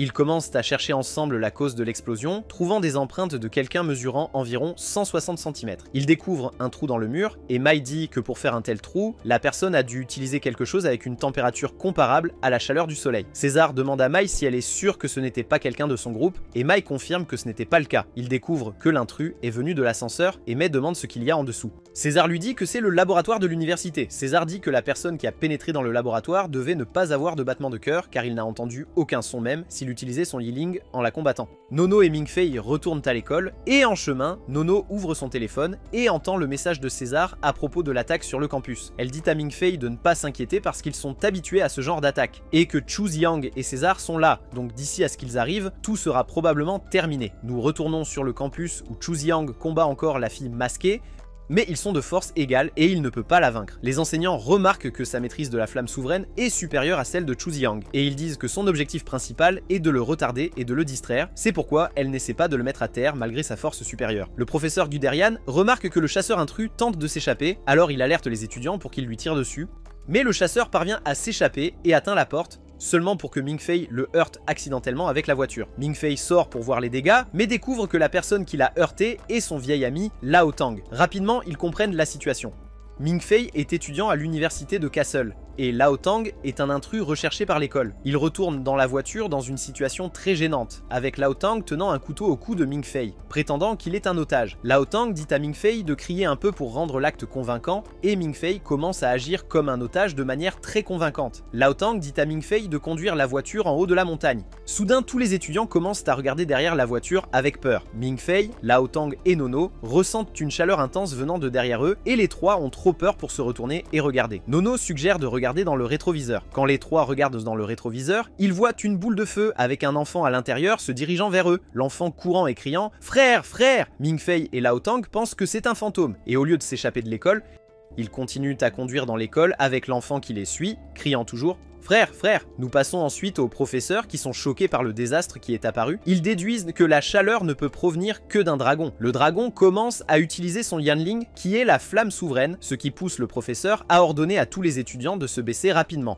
Une explosion massive se produit à l'université. Nous revenons à Chu Ziyang qui combat toujours la fille masquée. Lorsque l'explosion se produit, ils arrêtent de se battre et Chu Ziyang demande si les intrus sont responsables de l'explosion. La fille masquée nie être responsable de l'explosion. Chu Ziyang la croit, surprenant la fille qui se demande pourquoi il la croit si rapidement. Chu Ziyang dit qu'elle n'est pas du genre à mentir et la fille le quitte. Le professeur Klein appelle le veilleur de nuit et lui demande d'appliquer à nouveau la loi pour empêcher le dragon d'utiliser Yanling. Mais le veilleur de nuit dit que même si la loi est appliquée, le dragon peut toujours utiliser Yanling en raison de sa grande pureté de sang, suggérant que ce dragon est probablement de la première lignée, ce qui signifie qu'il est l'un des 4 dragons souverains de bronze et de feu. Nous allons voir César et Mei, mais continuent d'essayer d'appeler la personne qui leur fournit des informations, qui est aussi son ami. Quand l'ami répond, Mei lui dit qu'un désastre s'est produit à l'école. L'ami explique qu'il y a un enfant qui émet des flammes partout, ressemblant à un soleil brûlant marchant sur le sol. Elle panique et dit qu'ils étaient censés mettre la substance sur le pot, pas le réveiller. César prend le téléphone de Mei et explique la situation à l'ami. Puis, il rend le téléphone à Mei qui demande ce qu'ils doivent faire. L'ami panique et dit de prendre une vidéo de la situation. Quand elle voit la vidéo, elle réalise que ce n'est pas Norton mais Constantine, et que son pouvoir est instable parce qu'il a été forcé de s'éveiller. Elle avertit que Constantine pourrait exploser à tout moment et s'il le fait, il détruira tout autour de lui. Puis elle court chercher une solution et Mei dit qu'elle la rappellera bientôt. Constantine continue de marcher à travers le campus au milieu des coups de feu, appelant son frère. Nono, Lao Tang et Ming-Fei se cachent avec le dragon qui les cherche. Ming-Fei demande à Lao Tang quel genre de travail le pousse à s'introduire à l'université du château, et Lao Tang explique qu'il est un chasseur et que sa mission est de chasser des créatures mythiques. Ming-Fei est émerveillé par Lao Tang, le voyant presque comme un super-héros. Lao Tang explique que quelqu'un l'a engagé pour infiltrer l'école et voler le pot, montrant à Ming-Fei des photos de celui-ci. Ming-Fei le gronde pour avoir cassé le pot, disant que cela a libéré le dragon, mais Lao Tang dit qu'il l'a trouvé déjà cassé. Ming-Fei dit qu'il devrait s'échapper rapidement avant que le dragon ne les trouve. Et Nono note que les sens des dragons sont bien meilleurs que ceux des humains. Cependant, ce dragon semble étrange car il est proche mais ne les a pas remarqués malgré le fait qu'il les suit. Nono soupçonne qu'il cherche l'un d'eux spécifiquement. À ce moment-là, Finger apparaît soudainement et dit qu'ils doivent s'échapper, mais Lao Tang avertit que c'est dangereux à cause des coups de feu partout. Quand Ming-Fei réalise que Finger est là, il crie fort. Le dragon les remarque et se dirige vers eux. Ming-Fei pense à quel point c'est malheureux que Useless Senpai soit apparu au lieu de César ou Chu Ziyang. Le Useless Senpai dit que puisque le dragon utilise le feu, la meilleure chose à faire est d'aller quelque part avec de l'eau. Nono suggère qu'il se dirige vers la piscine de l'université. Les 4 courent vers la piscine et en chemin, ils rencontrent César et Mei. César dit à Nono d'aller avec eux à la piscine, mais Nono veut l'aider à se battre. César lui dit que sa présence le rendra inquiet et incapable de bien se battre, et il lui dit aussi de protéger Ming-Fei car le dragon le suit probablement. Alors, Nono va à la piscine avec Ming-Fei, Finger et Lao Tang. César demande à Mei si elle va fuir. Mais Mei dit qu'elle est la chef et qu'elle n'abandonnera pas le champ de bataille. L'ami de Mei rappelle et dit que la meilleure façon de combattre le dragon est d'utiliser des balles en caoutchouc au lieu de métal parce que le dragon peut contrôler le métal. Elle explique que bien que le caoutchouc fondra et que le tranquillisant s'évaporera, son effet atteindra quand même le dragon et au moins ils pourront le chasser de l'école. Mais dites à César qu'ils utiliseront des balles en caoutchouc, et César transmet les ordres au professeur qui les relaye aux étudiants. Le dragon commence à battre en retraite après que Mai et César lui tirent dessus avec des balles en caoutchouc. Puis tous les étudiants commencent à tirer. Nous revenons aux 3 qui nagent dans l'eau de pastèque, Lao Tang, Finger et Ming Fei, jouant dans l'eau et se présentant. Soudain, Lao Tang a une vision de Constantine l'appelant frère, et il dit aux 2 autres qu'il sent que le dragon le poursuit spécifiquement. Le dragon entre dans la piscine, et les 3 décident de retenir leur souffle et d'aller sous l'eau. Lorsque Ming Fei va sous l'eau, il se retrouve dans un endroit étrange rempli de vapeur et de rochers. Il pense que c'est l'un des rêves que Mingji lui montre et appelle Mingji, mais Mingji n'apparaît pas. Il voit quelqu'un marcher au loin et s'approche pour demander où il est, seulement pour découvrir que Constantine l'appelle frère. Ming Fei a demandé à Constantine pourquoi il l'appelait frère, et a dit qu'il ne le connaissait pas du tout. Constantine s'est approché de lui et a commencé à le renifler, et Ming Fei a levé les yeux vers la montagne et a vu le palais du dragon de bronze, celui dont ils étaient censés résoudre l'énigme. Alors, il réalisa que le garçon était le dragon. Ming Fei prit peur et recula. Mingji apparut et donna un coup de pied au dragon dans le ventre, lui disant de rester loin de son frère. Mingji attrapa la main de Ming Fei et le ramena à la réalité. Quand Ming Fei revint à la réalité, il se retrouva toujours dans la piscine, mais Lao Tang et Finger avaient disparu et il était entouré des empreintes du dragon empereur, Constantine. Il réalisa que ce qu'il avait vu était réel. Puis le directeur Hanju apparut et dit à Ming Fei qu'il le cherchait d'urgence et qu'il devait venir avec lui. Le directeur dit à Ming Fei que c'était peut-être leur première rencontre, mais qu'il savait tout de lui. Il l'a emmené dans une haute tour de l'université. Ming Fei a demandé pourquoi ils étaient là, et le directeur a expliqué que tous ceux capables de se battre étaient dans la bataille en bas. Il a également dit que grâce à eux, le dragon ne pouvait pas bouger. Il a sorti une balle faite de la pierre philosophale et a dit qu'elle pouvait tuer un dragon impérial. Il l'a remise à Ming Fei et lui a dit qu'il serait celui qui le tuerait. Ming Fei a protesté qu'il était trop faible pour faire quelque chose comme ça. Le directeur lui a dit d'avoir plus confiance en lui rappelant qu'il avait tiré sur César et Zhu, Zhang Zieng lors de son premier jour à l'école. Ming Fei pensa qu'il avait l'intention de s'excuser auprès d'eux pour son comportement imprudent. Le directeur expliqua la mission de Ming Fei. Il y avait un 3e œil sur le front du dragon qui était son point faible. Il a dit que la tâche de Ming Fei était simplement de tirer la balle dans cet œil lorsque le directeur donnerait le signal. Ming Fei a demandé pourquoi cela devait être lui. Le directeur a dit qu'il était le seul à pouvoir bouger quand il activerait son Yanling au moment critique et lui a dit encore de croire en ses capacités et qu'il était plus talentueux qu'il ne le pensait. Pendant ce temps, Lao Tang et Finger avaient fui en voyant le dragon dans le bassin, laissant Ming Fei derrière. Lao Tang continuait d'entendre le dragon l'appeler. Le dragon continuait d'appeler jusqu'à ce qu'il perde le contrôle et se transforme de sa forme humaine en dragon, appelant toujours son frère. C'était la première fois que Ming Fei voyait un dragon et il était choqué par son apparence. Le directeur apparut sur le champ de bataille, disant au dragon que son heure était venue. Il commença son attaque et Ming Fei se prépara à tirer. Le directeur vola et activa son Yanling, ralentissant le temps. Il attaqua le dragon, ouvrit l'œil sur son front et donna à Ming Fei le signal de tirer rapidement. Ming Fei était extrêmement nerveux, mais Mingji était avec lui, le rassurant et lui disant de tirer. Ming Fei tira la balle, touchant le dragon à l'œil, ce qui lui fit perdre sa capacité à contrôler le métal. Le directeur ordonna alors aux étudiants de tirer des balles en métal sur le dragon. Finger cria à Lao Tang de courir parce qu'il était trop près du dragon et que les balles réelles pouvaient le toucher. Mais Lao Tang resta immobile, regardant le dragon un instant avant de s'enfuir. Le dragon vola et se plaça devant Lao Tang, les tirs continuèrent et le dragon fut gravement touché, mais il resta debout, les ailes déployées, protégeant Lao Tang. Sa chair tomba et son sang se vida complètement.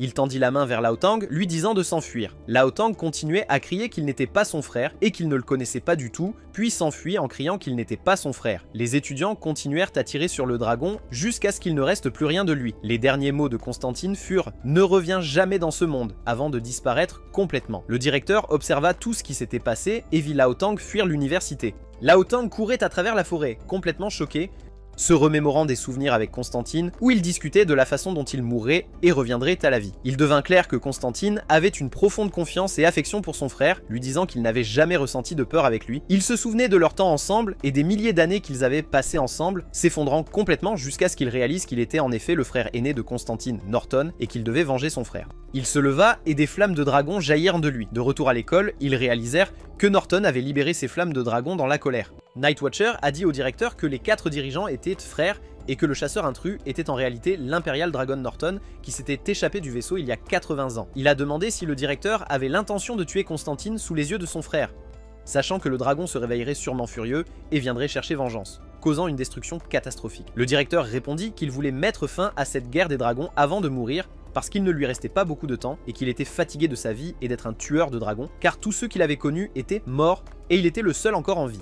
Nightwatcher lui a dit qu'ils avaient besoin de lui parce que personne d'autre ne pouvait le remplacer. Le directeur a dit que le prochain directeur de l'école était déjà choisi. Nightwatcher a demandé s'il parlait de Ming Fei et le directeur s'est dit qu'il voyait du potentiel en lui et croyait qu'il pourrait être la lame qui mettrait fin au dragon. Le directeur a continué, disant que son objectif actuel était de tuer les 4 dragons impériaux avant de mourir. Il a expliqué que la raison pour laquelle les dragons ne mouraient pas et revenaient à la vie après avoir été tués était qu'ils séparaient une partie de leur corps et la scellaient dans un bocal qui contenait tous leurs gènes et souvenirs. Même s'ils étaient tués, ils reviendraient à la vie parce qu'ils avaient une partie de leur corps scellée. Il a dit que s'il voulait éliminer complètement les dragons impériaux, il devait les tuer avant qu'ils ne scellent le bocal. Nightwatcher a demandé au directeur pourquoi il n'avait pas tué Norton avant qu'il ne s'éveille complètement en tant que dragon. Le directeur a répondu qu'il voulait prendre son os pour mener des recherches dessus parce que l'os qu'ils avaient ne suffirait pas. Ensuite, le directeur a appelé César pour commencer le plan de chasse au dragon impérial Norton. Le lendemain, Ming Fei était dans sa chambre, inquiet pour Lao Tang et essayant de l'appeler, mais Lao Tang ne répondait pas.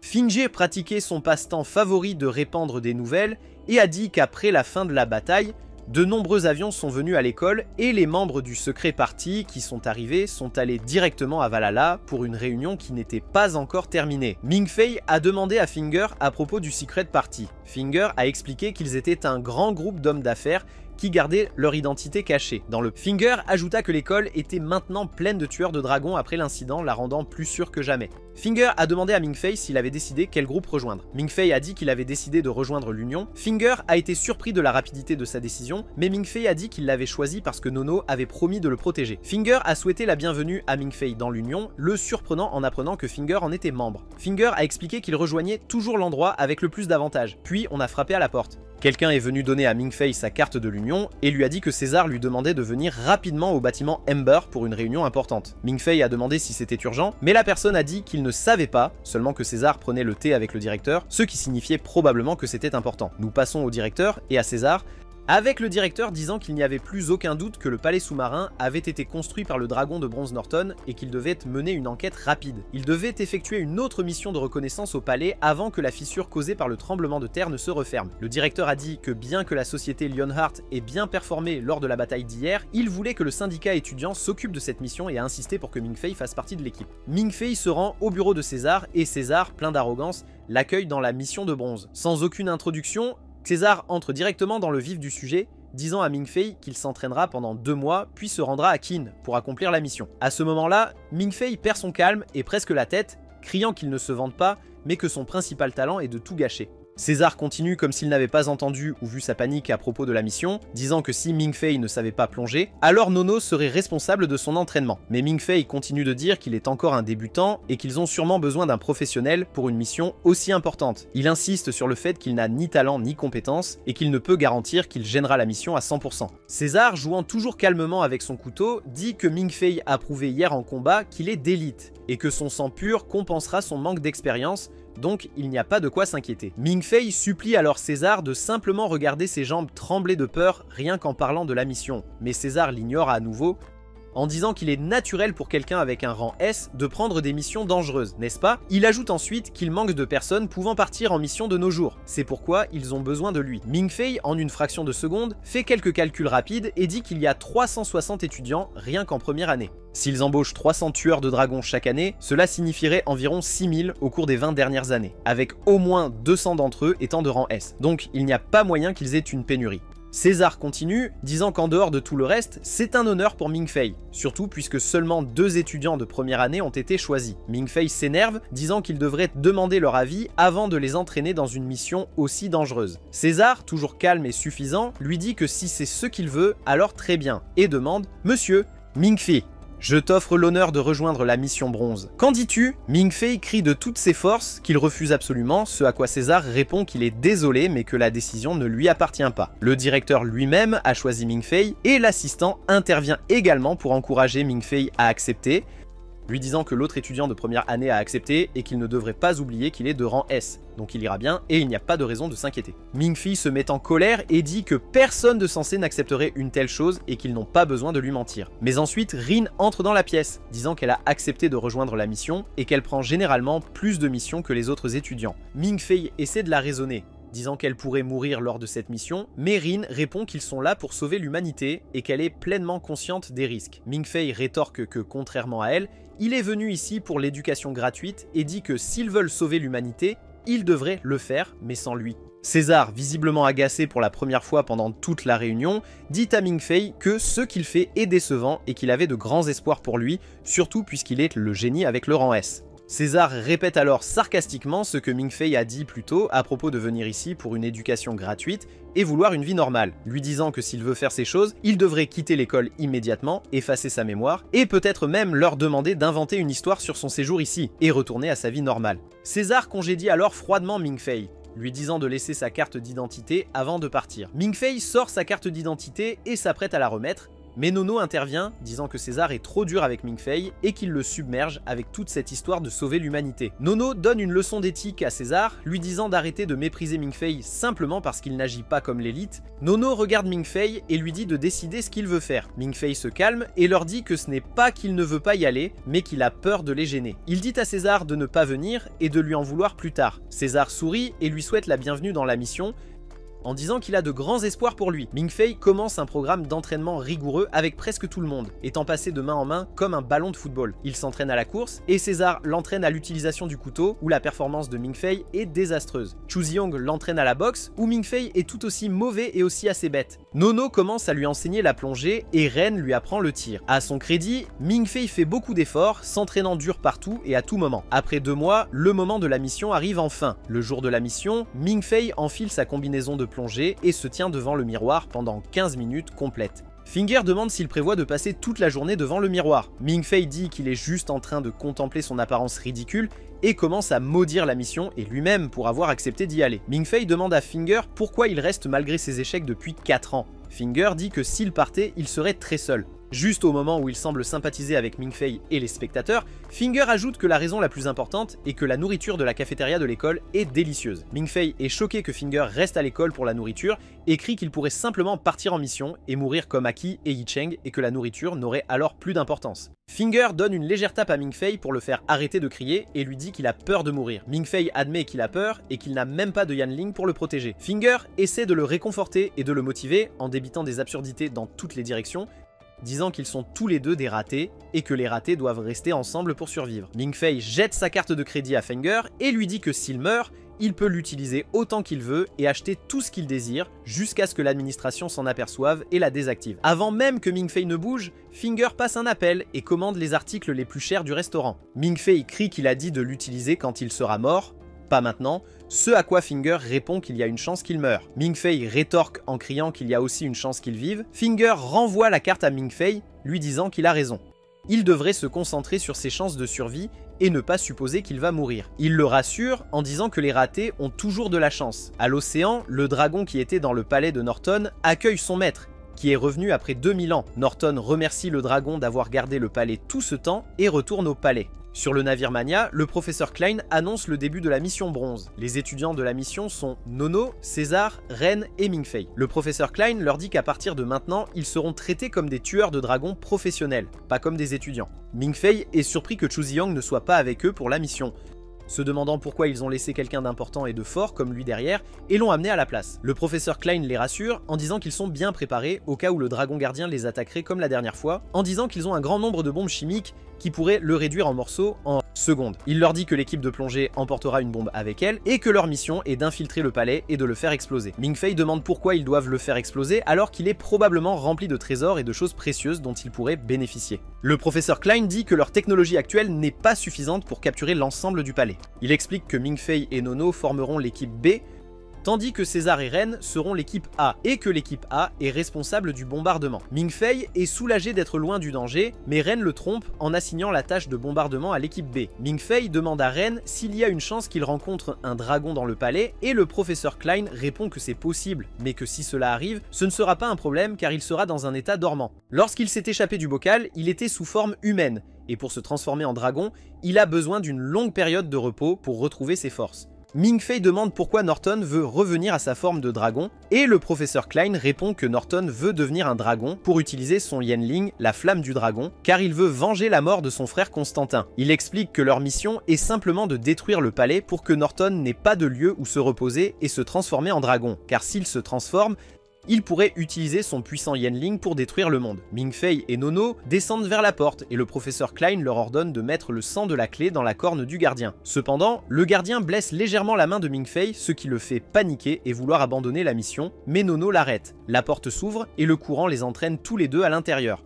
Nono perd connaissance, mais Ming-Fei la porte et la place sur un rocher dans une zone sèche. Quand Nono se réveille, elle demande à Norma la qualité de l'air autour d'eux et s'ils peuvent le respirer. Norma confirme que la qualité de l'air est bonne, mais Nono se demande pourquoi la qualité de l'air est bonne dans un endroit qui a été scellé pendant des siècles. Norma répond en disant que la seule explication est que le dragon, Norton, est retourné au palais et l'a réactivé. Le professeur Klein demande à Nono de lui faire un rapport sur l'endroit où il se trouve. Nono dit qu'ils sont entrés dans le palais et qu'il n'y a rien d'inhabituel. Elle mentionne qu'ils sont maintenant dans un très long couloir. Le professeur Klein explique qu'un long couloir indique qu'il s'agit d'une ancienne tombe et que tout le couloir est rempli de statues. Ming-Fei dit que l'endroit ressemble à un ancien sanctuaire religieux et il a peur qu'il soit sacrifié à un dieu étrange. Norma mentionne que Yicheng et Aki étaient au même endroit, mais à l'époque il y avait très peu d'air à l'intérieur. Alors, ils ont gardé leur masque. Contrairement à Ming-Fei et Nono, cela signifie que l'air a changé, ce qui indique que le dragon, Norton, est revenu et a réactivé le palais. Ming-Fei a peur et demande si le dragon est avec eux dans le palais. Le professeur Klein, qui avait dit que le dragon devrait être en état de dormance, change maintenant de ton et dit que le dragon pourrait être éveillé et actif. Leur mission est de trouver la tanière du dragon et d'y placer la bombe. Cependant, le professeur Klein leur dit la même chose qu'il a dit à Lars, Aki et Yicheng. La mission est importante, mais leurs vies sont la priorité. Nono demande au professeur Klein comment ils peuvent trouver la tanière. Il lui dit qu'ils doivent goûter l'eau. Ming-Fei le goûte et dit qu'il est frais. Le professeur Klein confirme que c'est un autre signe que le palais est réactivé. Il explique que le dragon a besoin d'eau et d'oxygène pour se rétablir et ordonne à Ming-Fei de verser le colorant dans l'eau. Le colorant s'écoulera vers la source, indiquant la direction de la tanière. Ming-Fei et Nono suivent le colorant pour trouver la tanière. Ming-Fei, regardant autour, dit à Nono qu'il a peur des statues, mais Nono lui crie de se concentrer sur la mission. Les statues semblent les observer. Alors qu'il court, Nono raconte à Ming-Fei comment les anciens humains adorèrent les dragons et leur offrirent des sacrifices, y compris des sacrifices humains. Ils atteignent le même endroit où Aki et Yicheng étaient au pilier de bronze. Ming-Fei conclut que c'est peut-être là qu'ils sont morts et s'enfuit, disant à Nono de courir aussi. Soudain, le flux d'eau s'arrête et la teinture reste immobile. Ming-Fei est ravi, disant que c'est parfait car ils peuvent planter la bombe et partir. Nono regarde devant et dit à Ming-Fei de fermer son masque de plongée. Il hésite, mais le fait. Elle ferme aussi son masque, puis le pousse dans l'eau et saute après lui, lui ordonnant de plonger. Nono explique à Ming-Fei que l'eau coule vers le bas, indiquant un passage. Ils doivent atteindre le passage car la tanière de Norton est probablement dans un endroit difficile d'accès. Lorsqu'ils atteignent le fond, Ming-Fei commence à crier, ce qui fait penser au professeur Klein qu'il s'est passé quelque chose de terrible. Il s'avère que le fond est rempli de crânes de personnes mortes brûlées. Le professeur Klein est perplexe et curieux de savoir ce qui s'est passé dans le palais pour que tous ces corps soient là. Le pilote suggère que quelqu'un a dû attaquer la tanière du dragon dans le passé, ce qui a poussé le dragon à les rôtir. Klein dit à Nono et Ming-Fei que l'important est de trouver l'entrée. Nono prend la main de Ming-Fei, enlève le bandage de la blessure du gardien et place sa main ensanglantée sur le sol, disant que c'est la porte. Un immense tourbillon se forme et la connexion avec le navire est perdue. Le professeur Klein et Kesar utilisent tous deux leur Yanling pour découvrir ce qui est arrivé à Nono et Ming-Fei. De retour avec Nono et Ming-Fei, la porte s'ouvre avec le sang de Ming-Fei et ils se retrouvent dans un endroit paisible et simple. Nono dit qu'elle ne s'attendait pas à voir cela sous la porte et ils commencent à explorer. L'endroit est si serein et simple que Ming-Fei plaisante en disant que le dragon de bronze devait être fauché. Ils entrent dans le petit bâtiment et trouvent une bougie encore allumée. Nono suggère qu'elle brûle depuis 2000 ans, probablement reliée à une source de carburant par le dragon. Ils veulent demander à Norma au sujet de la bougie, mais leur connexion est coupée. Nono rassure Ming-Fei qu'ils l'utiliseront pour remonter et trouver les cordes. Nono commence à avoir des visions des personnes qui vivaient là, Norton et Constantin, et dit à Ming-Fei de s'asseoir à la table et de ne pas l'interrompre. Elle commence à reconstituer la conversation entre Norton et Constantine d'il y a 2000 ans, voyant comment ils vivaient ensemble. Quand elle revient à elle, Nono dit qu'il y avait un homme et un jeune garçon qui vivaient là, des frères, avec le frère aîné qui s'occupait du plus jeune, qui était malade et ne pouvait pas quitter le palais. Ils menaient une vie ordinaire, avec le frère aîné apprenant au plus jeune à lire et à écrire. Le frère aîné était souvent seul, assis seul à regarder le coucher du soleil. Nono conclut qu'il s'agit sans aucun doute de la tanière du dragon de bronze Norton. Elle règle le minuteur de la bombe, ajoutant 20 minutes supplémentaires pour remonter. Mais en plaçant la bombe, elle remarque que la bougie n'a pas de source de combustible, ce qui signifie qu'elle ne brûle pas depuis 2000 ans, mais a été ravitaillée par quelqu'un, ce qui implique que Norton est là. Ils courent vers la porte, utilisant le sang de Ming-Fei pour l'ouvrir, et retournent à la surface, trouvant l'endroit en train de changer et de s'effondrer. Ils utilisent à nouveau le sang de Ming-Fei pour rouvrir la porte et retourner à l'antre du dragon. Ming-Fei déduit qu'il a dû arriver quelque chose à Ake et Yi-Cheng, ce qui signifie que la sortie est probablement en bas. Ils descendent, trouvent une porte et utilisent le sang de Ming-Fei pour l'ouvrir. De retour sur le navire, César s'inquiète pour Nono et veut plonger pour les chercher. Le professeur Klein insiste pour qu'ils attendent 1 heure et s'ils ne reviennent pas, ils partiront. Pendant ce temps, Nono et Ming-Fei se faufilent à travers de nombreux labyrinthes. Nono admet qu'ils sont perdus sans aucun moyen de contacter Norma. Ming-Fei se souvient de ce que Ming-Zi lui a dit à propos de la carte du mur des moutons noirs. Ming-Zi, assis sur un trône, dit que tout ce que Ming-Fei doit faire, c'est demander de l'aide au monde, et sa demande sera exaucée. Soudain, Ming-Fei entend la voix de Finger l'appeler. Ming-Fei crie en retour, demandant à Finger de leur envoyer rapidement une carte, car ils sont perdus et ne trouvent pas la sortie. Et il est révélé que quelqu'un utilise le cerveau du professeur Klein pour transmettre des informations. Finger dit à Ming-Fei que les membres de rang F reçoivent des ordinateurs de récupération, donc il a besoin de temps pour accéder aux informations. Il explique que la carte a changé depuis la dernière fois qu'elle a été utilisée. Finger informe Ming-Fei que le palais s'effondre, donc ils doivent emprunter un autre chemin pour s'échapper. Il leur ordonne d'entrer rapidement par la porte en dessous d'eux, car le temps presse. Malgré des informations limitées en raison de son rang F, Finger demande l'accès aux informations de rang B auprès du professeur Klein. Insatisfait, Finger décide de pirater le système de l'école pour accéder aux informations de rang S, où il est accueilli par Eva. Finger demande au professeur Klein de fermer les yeux sur le piratage cette fois-ci et commence à guider Nono et Ming-Fei hors du palais. Pendant ce temps, sur le navire avec César et le professeur Klein, le pilote signale que la température de l'eau augmente et approche 50 degrés Celsius. Ren suggère que le dragon impérial a commencé à bouger et va essayer de les attraper. Le professeur Klein est en mauvais état en raison de la tension mentale, et Ren déclare qu'il n'est pas en état de continuer à diriger la mission. Ren nomme César comme nouveau chef de mission, et il commence immédiatement à donner des ordres. La première tâche de César est de déterminer l'emplacement du dragon, mais le navire se met soudainement à trembler violemment. Un étudiant rapporte que quelque chose a pénétré le navire et l'a incendié. Il découvre que c'est la queue du dragon qui perce le ventre du navire et le tue. César est perplexe quant à la raison pour laquelle le dragon impérial Norton a attaqué sans déclencher les alarmes. Ren suppose que le dragon pourrait avoir des capacités comme l'invisibilité, capacité ou enfer, mais César insiste sur le fait que le dragon devait se cacher sous le navire depuis le début. César ordonne d'activer les moteurs visant à s'échapper. Malgré la vitesse élevée du navire, le dragon continue de les poursuivre. Le moteur principal tombe en panne et il passe au moteur secondaire, César demandant au pilote de pousser les moteurs à leur maximum. Soudain, Ren dit à César que la créature qui les poursuit n'est pas le dragon impérial. César est confus jusqu'à ce que Ren montre une silhouette observant de loin enveloppée de flammes. César réalise que c'est le dragon impérial Norton. Norton saute dans l'eau, bloquant le chemin du navire. César ordonne au navire de s'arrêter, incertain des intentions de Norton. Norton appelle son dragon serviteur, Samson, et lorsque Samson arrive, Norton se tient sur sa tête, le remerciant pour ses années de service avant de le tuer brutalement. L'équipage se demande pourquoi Norton a tué Samson, seulement pour voir Samson exploser et ressusciter avec plus de puissance, avec Norton debout sur lui, indiquant qu'ils ont fusionné. De loin, May observe la situation et dit à son compagnon au téléphone que Norton a pris le corps de Samson pour gagner du temps. May reçoit l'ordre de ne pas tuer Ming-Fei, mais d'éliminer Norton si nécessaire. De retour avec Ming-Fei et Nono, Finger continue de les guider à travers le palais. Soudain, en nageant, il rencontre un corps dans une combinaison de plongée. Il réalise que c'est le corps de Yi-Xing, notant qu'il a donné son réservoir d'oxygène à Aki, s'assurant qu'elle puisse remonter à la surface. Ming-Fei exprime son admiration pour Yi-Xing et Nono est d'accord. Il trouve Yi-Xing tenant un objet important qu'il a trouvé dans le palais qu'Aki ne pouvait pas porter à cause de son fardeau. Finger leur crie de se dépêcher, alors Nono fait ses adieux à Yi-Xing et lui dit de prendre soin d'Aki. L'endroit commence à s'effondrer, les forçant à se déplacer rapidement. Malgré les instructions de Finger, il ne trouve pas la sortie et Ming-Fei panique, criant à Nono de trouver une solution. Soudain, Ming-Fei a une vision de quelqu'un le réprimandant pour s'appuyer sur les autres pour prendre des décisions importantes et le comparant au courageux Yi-Xing, qui a choisi la mort pour le bien de la mission. La personne dans la vision dit à Ming-Fei qu'il est temps de compter sur lui-même et d'avancer avec sa force. De retour à la réalité, Ming-Fei assure à Nono que la présence de Yi-Xing indique qu'ils sont sur le bon chemin. Il explique que les dragons les observent depuis leur entrée avec l'intention de les piéger pour une raison inconnue. Finalement, ils atteignent la porte, mais la blessure de Ming-Fei s'est refermée, ne leur laissant pas de temps car le mur est sur le point de s'effondrer sur eux. Nono essaie de retenir le mur tandis que Ming-Fei se coupe à nouveau la main pour ouvrir la porte. Le couteau tombe dans la bouche du gardien,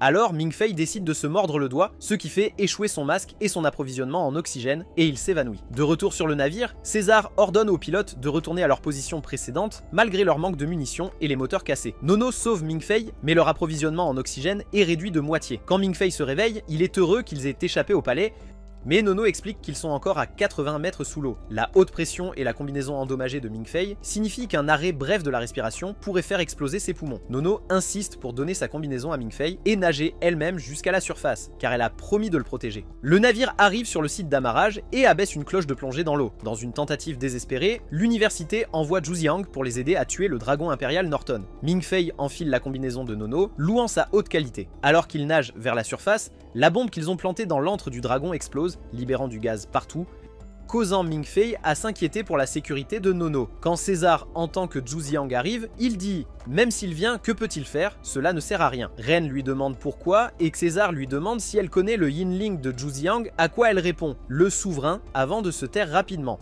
César ne remarque pas et continue, disant qu'ils combattent un dragon de feu. Donc, tout Yanling lié au feu est inutile parce que c'est une cause perdue. César ordonne à l'équipage de préparer les missiles, mais Ren l'informe que tous leurs missiles ont été détruits. César précise que ce sont les missiles chimiques qui ont été détruits, mais qu'ils ont encore des missiles normaux. Le pilote dit à César que les missiles normaux n'endommageront pas le dragon, mais César répond qu'il n'a pas besoin de la puissance explosive, juste de la vitesse. Il explique que leur type de missile, Storm, n'est pas affecté par l'eau et sera encore accéléré, donc s'il frappe quelque chose à grande vitesse, il causera des dégâts importants. Ren est impressionné par l'idée et dit qu'ils doivent tirer à courte portée pour empêcher le dragon de s'échapper. César ordonne à Ren de se tenir près des missiles et de tirer quand il donnera le signal.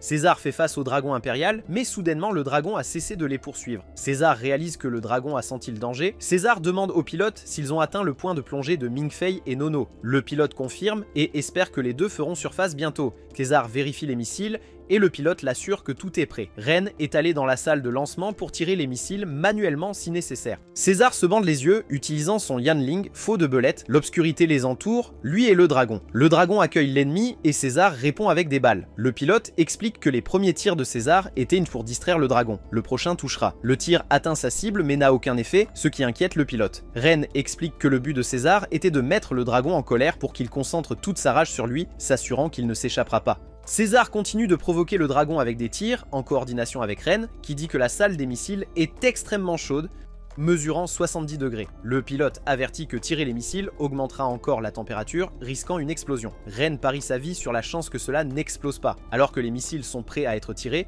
César ordonne au navire de s'approcher du dragon impérial à pleine vitesse. Le pilote craint que le dragon ne s'échappe, mais César l'assure qu'il est piégé. César arrête d'utiliser son Yanling, révélant Zhu Jiang au-dessus du dragon dans un avion. Ren réalise que César les a utilisés comme diversion pour Zhu Jiang, mais ne comprend pas son plan exact. Zhu Jiang déchaîne la flamme du souverain sur le dragon, provoquant une explosion massive qui aveugle temporairement tout le monde. César enlève son bandeau, révélant qu'il l'a utilisé pour protéger ses yeux afin de pouvoir se battre maintenant quand personne d'autre ne peut voir. César ordonne à Ren de tirer les missiles. Il touche le dragon impérial original, le tuant, et il sombre dans l'océan. Zhu Jiang dit à César que l'avion est gravement endommagé et qu'il doit revenir rapidement, clairement blessé. Après le départ de Zhu Jiang, César découvre que ses oreilles saignent à cause du bruit du lancement des missiles. Ren le vérifie, ayant elle-même besoin d'une opération.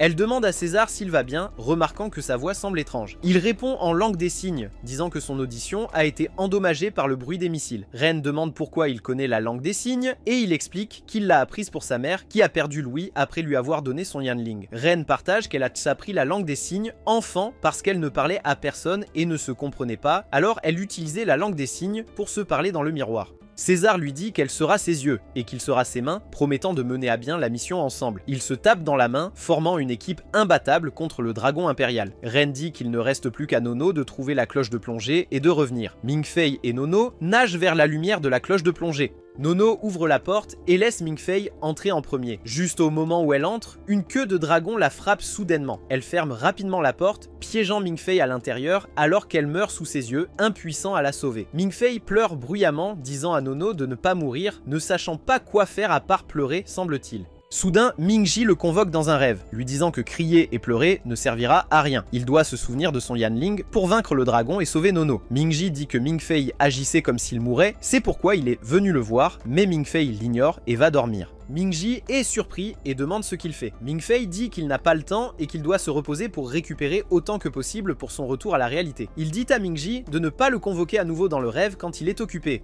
Ming-Ji lui dit que le temps passe dans le monde réel pendant qu'il dort ici. Il le presse davantage, disant que Nono saigne abondamment de la blessure du dragon, perd connaissance et meurt lentement. Après la mort de Nono, Ming-Fei sera seul contre le puissant dragon et pourrait mourir à tout moment. Ming-Fei dit qu'il n'y a pas de temps pour cette discussion. Ming-Ji lui dit de ne pas s'inquiéter. Le temps ici passe plus lentement que dans la réalité, donc quand il reviendra, il aura encore la chance de sauver Nono, mais seulement s'il a la force de le faire. Ming-Fei retourne dormir pour rassembler ses forces. Ming-Ji lui demande s'il a un but dans la vie, le qualifiant de cher échec. Ming-Fei répond que même s'il a un but, cela ne regarde pas Ming-Ji, mais Ming-Ji insiste, lui demandant de le partager car il pourrait être en mesure d'aider. Il le tente ensuite, disant qu'il est habile à tuer des dragons. Ming-Fei lui prête attention. Ming-Ji continue, disant que sa capacité à l'amener dans le rêve dans des endroits comme celui-ci signifie qu'il n'est pas une personne ordinaire. Ming-Ji demande à Ming-Fei pourquoi il a rejoint l'université Castle et si cela vaut la peine de faire face à tout ce danger. Ming-Fei dit que sa raison est simple, il voulait que ses parents soient fier de lui. Cependant, il a triché à l'examen des 3A et ne comprend toujours pas pourquoi il est classé S. Il n'aurait pas déchiffré la carte sans l'aide de Ming-Ji et ses compétences n'ont pas vaincu Kezar et Zhou Ziyang. Il se demande s'il est quelqu'un dont ses parents pourraient être fiers. Ming-Ji lui dit que la chance est une compétence, mais rejoindre le syndicat étudiant était une erreur, car cela l'a conduit à cette mission dangereuse. Ming-Fei dit que Nono l'a invité, donc il ne pouvait pas refuser. Ming-Ji se moque de lui, le traitant d'échec. Ming-Fei rapporte que Ming-Ji ne le comprendra jamais, disant que personne ne s'est jamais soucié de lui ou ne lui a dit que son existence comptait. À un moment donné, il a commencé à croire qu'il n'avait aucune importance, menant à une vie sans signification parce qu'il ne savait pas quoi faire. Il a cessé de se soucier de quoi que ce soit. Nono l'a sauvé de cette vie, lui donnant le meilleur sentiment qu'il ait jamais eu. Ming-Ji dit qu'elle l'a fait par pitié, pas par amour. Ming-Fei dit qu'il se fiche que ce soit par pitié. Elle l'a sauvé et il ne veut pas rester là, impuissant, pendant qu'elle meurt. Il admet qu'il est un grand échec, mais il veut l'aider et la sauver, ne pas la laisser mourir. Ming-Ji le regarde et dit qu'il aidera, mais pas gratuitement. Il propose un marché, il donnera quelque chose à Ming-Fei en échange de quelque chose de sa part. Ming-Ji explique que Ming-Fei l'invoquera 4 fois, et après que son souhait sera exaucé, la vie de Ming-Fei lui appartiendra quand il se sentira complètement seul. Ming-Fei dit que le prix est élevé et demande ce que Ming-Ji peut faire pour lui en retour. Ming-Ji dit qu'il peut presque exaucer n'importe lequel des souhaits de Ming-Fei. Ming-Fei demande s'il peut tuer le dragon, et Ming-Ji répond que ce ne sera pas facile, mais qu'il peut le faire. Ming-Fei s'interroge davantage sur la condition de solitude dans l'accord. Ming-Ji dit que c'est un sentiment de solitude désespérante que Ming-Fei lui-même déterminera. Ming-Fei accepte le contrat. Ming-Ji dit que c'est la première fois depuis des milliers d'années que quelqu'un accepte, surpris que Nono l'ait autant changé. Ming-Fei dit qu'il n'est pas assez stupide pour vendre sa vie. Il prévoit d'éviter de convoquer Ming-Ji 4 fois, ne renonçant ainsi pas à sa vie. Il demande comment ils vont conclure le contrat. Ming-Ji lui dit de tendre la main, lançant un sortilège en expliquant que le pouvoir jette un sort sur les gens, et qu'une fois qu'ils l'ont, il est difficile de résister à son attrait. Il sourit, disant que Ming-Fei est tombé dans son piège. Ming-Fei se sent heureux d'avoir quelqu'un qui l'appelle frère. Ming-Ji complète le contrat, ouvrant de nombreuses compétences Yanling pour Ming-Fei, comme la collecte, qui renforce le pouvoir Yanling, et Noglos, qui arrête les Yanling des autres. Ming-Fei est surpris par les noms et demande s'ils sont réels. Ming-Ji confirme et ajoute qu'il a une 3e compétence appelée Survie, disant qu'il peut maintenant sauver Nono. Ming-Ji explique que la collecte lui permet de contrôler la vie elle-même. Ming-Fei demande comment utiliser ses compétences. Ming-Ji lui dit de prononcer les mots et tout fonctionnera. Il donne aussi à Ming-Fei la compétence de la faux de belette en l'avertissant de ne pas abuser des pouvoirs de Yanling de haut niveau pour éviter de perdre le contrôle. Ming-Ji renvoie Ming-Fei à la réalité. Ming-Fei se transforme, brise la porte de la cloche de plongée et atteint Nono.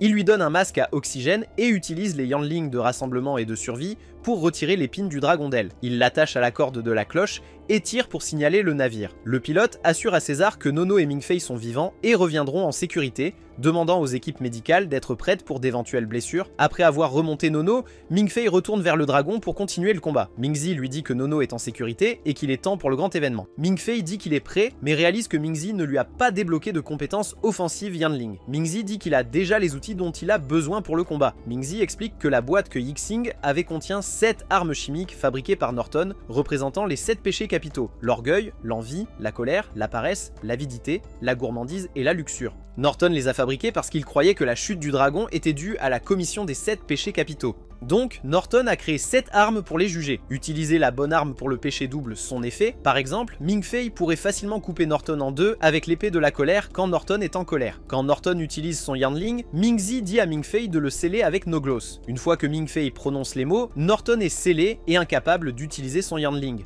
Ming Fei défie Norton à un combat au couteau, ouvrant la boîte d'armes. Ming Zi est surpris lorsque Ming Fei ne peut pas invoquer l'épée de la colère, mais obtient à la place la gourmandise, l'orgueil et la luxure. Ming Zi dit que tout est faux, mais que cela peut fonctionner, avertissant Ming Fei d'être prudent car son adversaire est fort. Ming Fei attaque Norton avec les armes, mais Ming Zi remarque qu'il a du mal à se déplacer dans l'eau, l'aidant à bouger plus librement.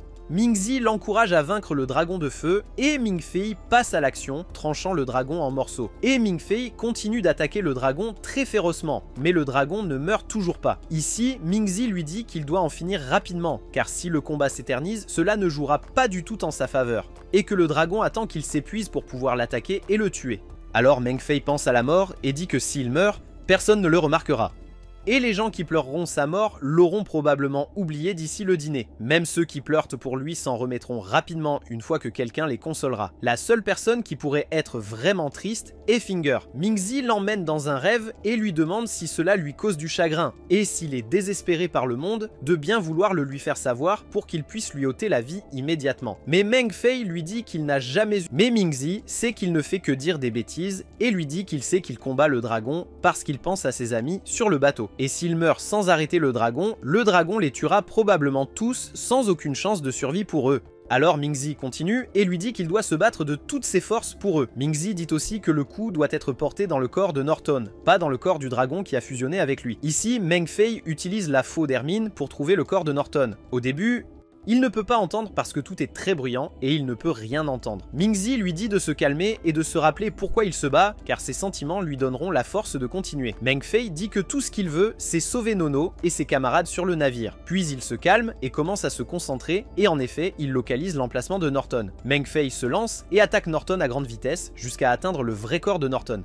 Il hésite quand il trouve Lao Tang et commence à lui demander ce qu'il fait là et s'il se souvient de lui. Mais Lao Tang ne répond pas et attrape le cou de Meng Fei, essayant de l'étrangler. Meng Fei est sur le point de mourir quand Ming Zi arrive et apporte une épée, la plaçant à côté de la main de Meng Fei. Meng Fei saisit l'épée et la plante dans le dos de Lao Tang. Ming Zi dit que ce coup suffit à le tuer parce qu'il a perdu la moitié de son pouvoir quand son frère est mort, plus il n'a pas retrouvé sa force. Meng Fei flotte vers le haut en regardant Lao Tang et se remémore leurs souvenirs ensemble et combien il l'aime. Il dit que Lao Tang n'a cessé de le regarder jusqu'à ce qu'il sombre dans l'obscurité. Nous allons ensuite au navire où tout le monde est rassemblé autour de Nono, César et le docteur pour vérifier Nono. Nono se réveille enfin et tout le monde applaudit et César est heureux comme s'il n'y avait plus personne en mer. Meng Fei flotte dans l'eau, complètement épuisé, pensant à Lao Tang qu'il a tué de ses propres mains. Soudain, Ren apparaît, le remarquant seul. Elle lui demande s'il peut nager ou si elle doit le remonter. Il dit qu'il ne peut pas nager, alors elle le remonte et lui dit de lui offrir un dîner chic plus tard. Manfei lui demande avec inquiétude si elle mange beaucoup. De loin, Mai observe tout, attendant son opportunité. Nous découvrons que le dragon empereur Norton est toujours vivant et s'échappe, mais dit que son esprit est très fort et que c'est à son tour de se battre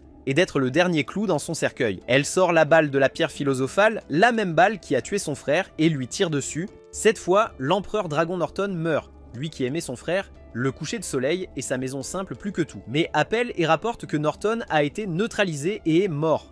Et Meng Fei est vivant. Nous allons ensuite au navire où tout le monde regarde l'explosion qui a tué le dragon pour la dernière fois. Ren demande des nouvelles de Zhu Ziyong et on lui dit qu'il est en train d'être soigné et attend de nouveaux ordres. Meng Fei va prendre le thé avec le directeur qui le félicite pour avoir obtenu la note maximale. Il lui dit qu'il y a 4 dragons dirigeants, mais chaque dragon est composé de 2 frères comme Norton et Constantine, donc il y en a en fait 8. Il dit que le dragon noir les a créés ainsi pour être plus forts et ne pas mourir facilement. Meng Fei demande au directeur pourquoi les dragons apparaissent sous forme humaine. Le directeur lui dit que si le dragon apparaît sous forme humaine, les humains seront moins méfiants à son égard. Le directeur sort une enveloppe et la donne à Meng Fei. À l'intérieur, il y a une photo de Lao Tang assis avec ses amis. Le directeur dit qu'il s'appelle Lao Tang et qu'il a grandi dans un orphelinat après la mort de ses parents adoptifs.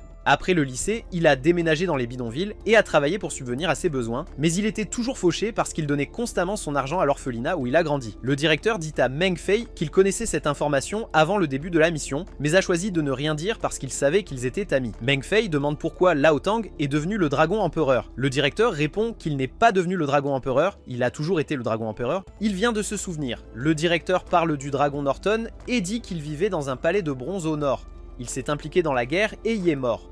Mais avant de mourir, il a créé un pot et y a mis un cocon pour façonner leur nouveau corps. Le frère aîné est sorti du cocon en premier, mais a perdu ses souvenirs. Meng Fei dit que Lao Tang avait une vingtaine d'années Mais le réalisateur répond qu'il avait en réalité plus de 100 ans. Il a voyagé à travers le pays jusqu'à ce qu'il soit adopté, pleinement convaincu qu'il était un humain normal, jusqu'à ce qu'il se souvienne de son passé. Meng Fei dit qu'il pensait qu'il ne pouvait pas tuer les dragons empereurs. Le réalisateur dit que ce cas est différent parce qu'il était faible, ayant dû fusionner avec un dragon plus faible, et n'a pas eu le temps de créer un autre pot, c'est pourquoi ils ont pu le tuer. Si Norton avait retrouvé sa force et utilisé sa flamme souveraine, Yanling, il aurait causé des pertes massives en vies humaines. Meng Fei demande si Norton détestait les humains à ce point. Le directeur répond que Norton a fait cela pour venger Constantine, qui a sacrifié sa vie pour protéger son frère, Norton. Le directeur dit à Meng Fei que leur amitié aurait pris fin même si Constantine n'était pas apparu, car c'est la nature des dragons. Le directeur remet à Meng Fei une lettre de sa mère, disant qu'elle et son père ont vu ses notes et étaient très fiers de lui, et attendaient avec impatience le jour de sa remise de diplôme. La dernière chose que le directeur dit à Meng Fei est de garder l'incident confidentiel, en disant que le rapport officiel affirmait que le missile de César avait tué le dragon. Mais Nono a été attaqué dans l'eau par un dragon, alors qui aurait pu l'attaquer si le dragon était mort? Et si le dragon l'a attaqué, comment est-elle revenue saine et sauve?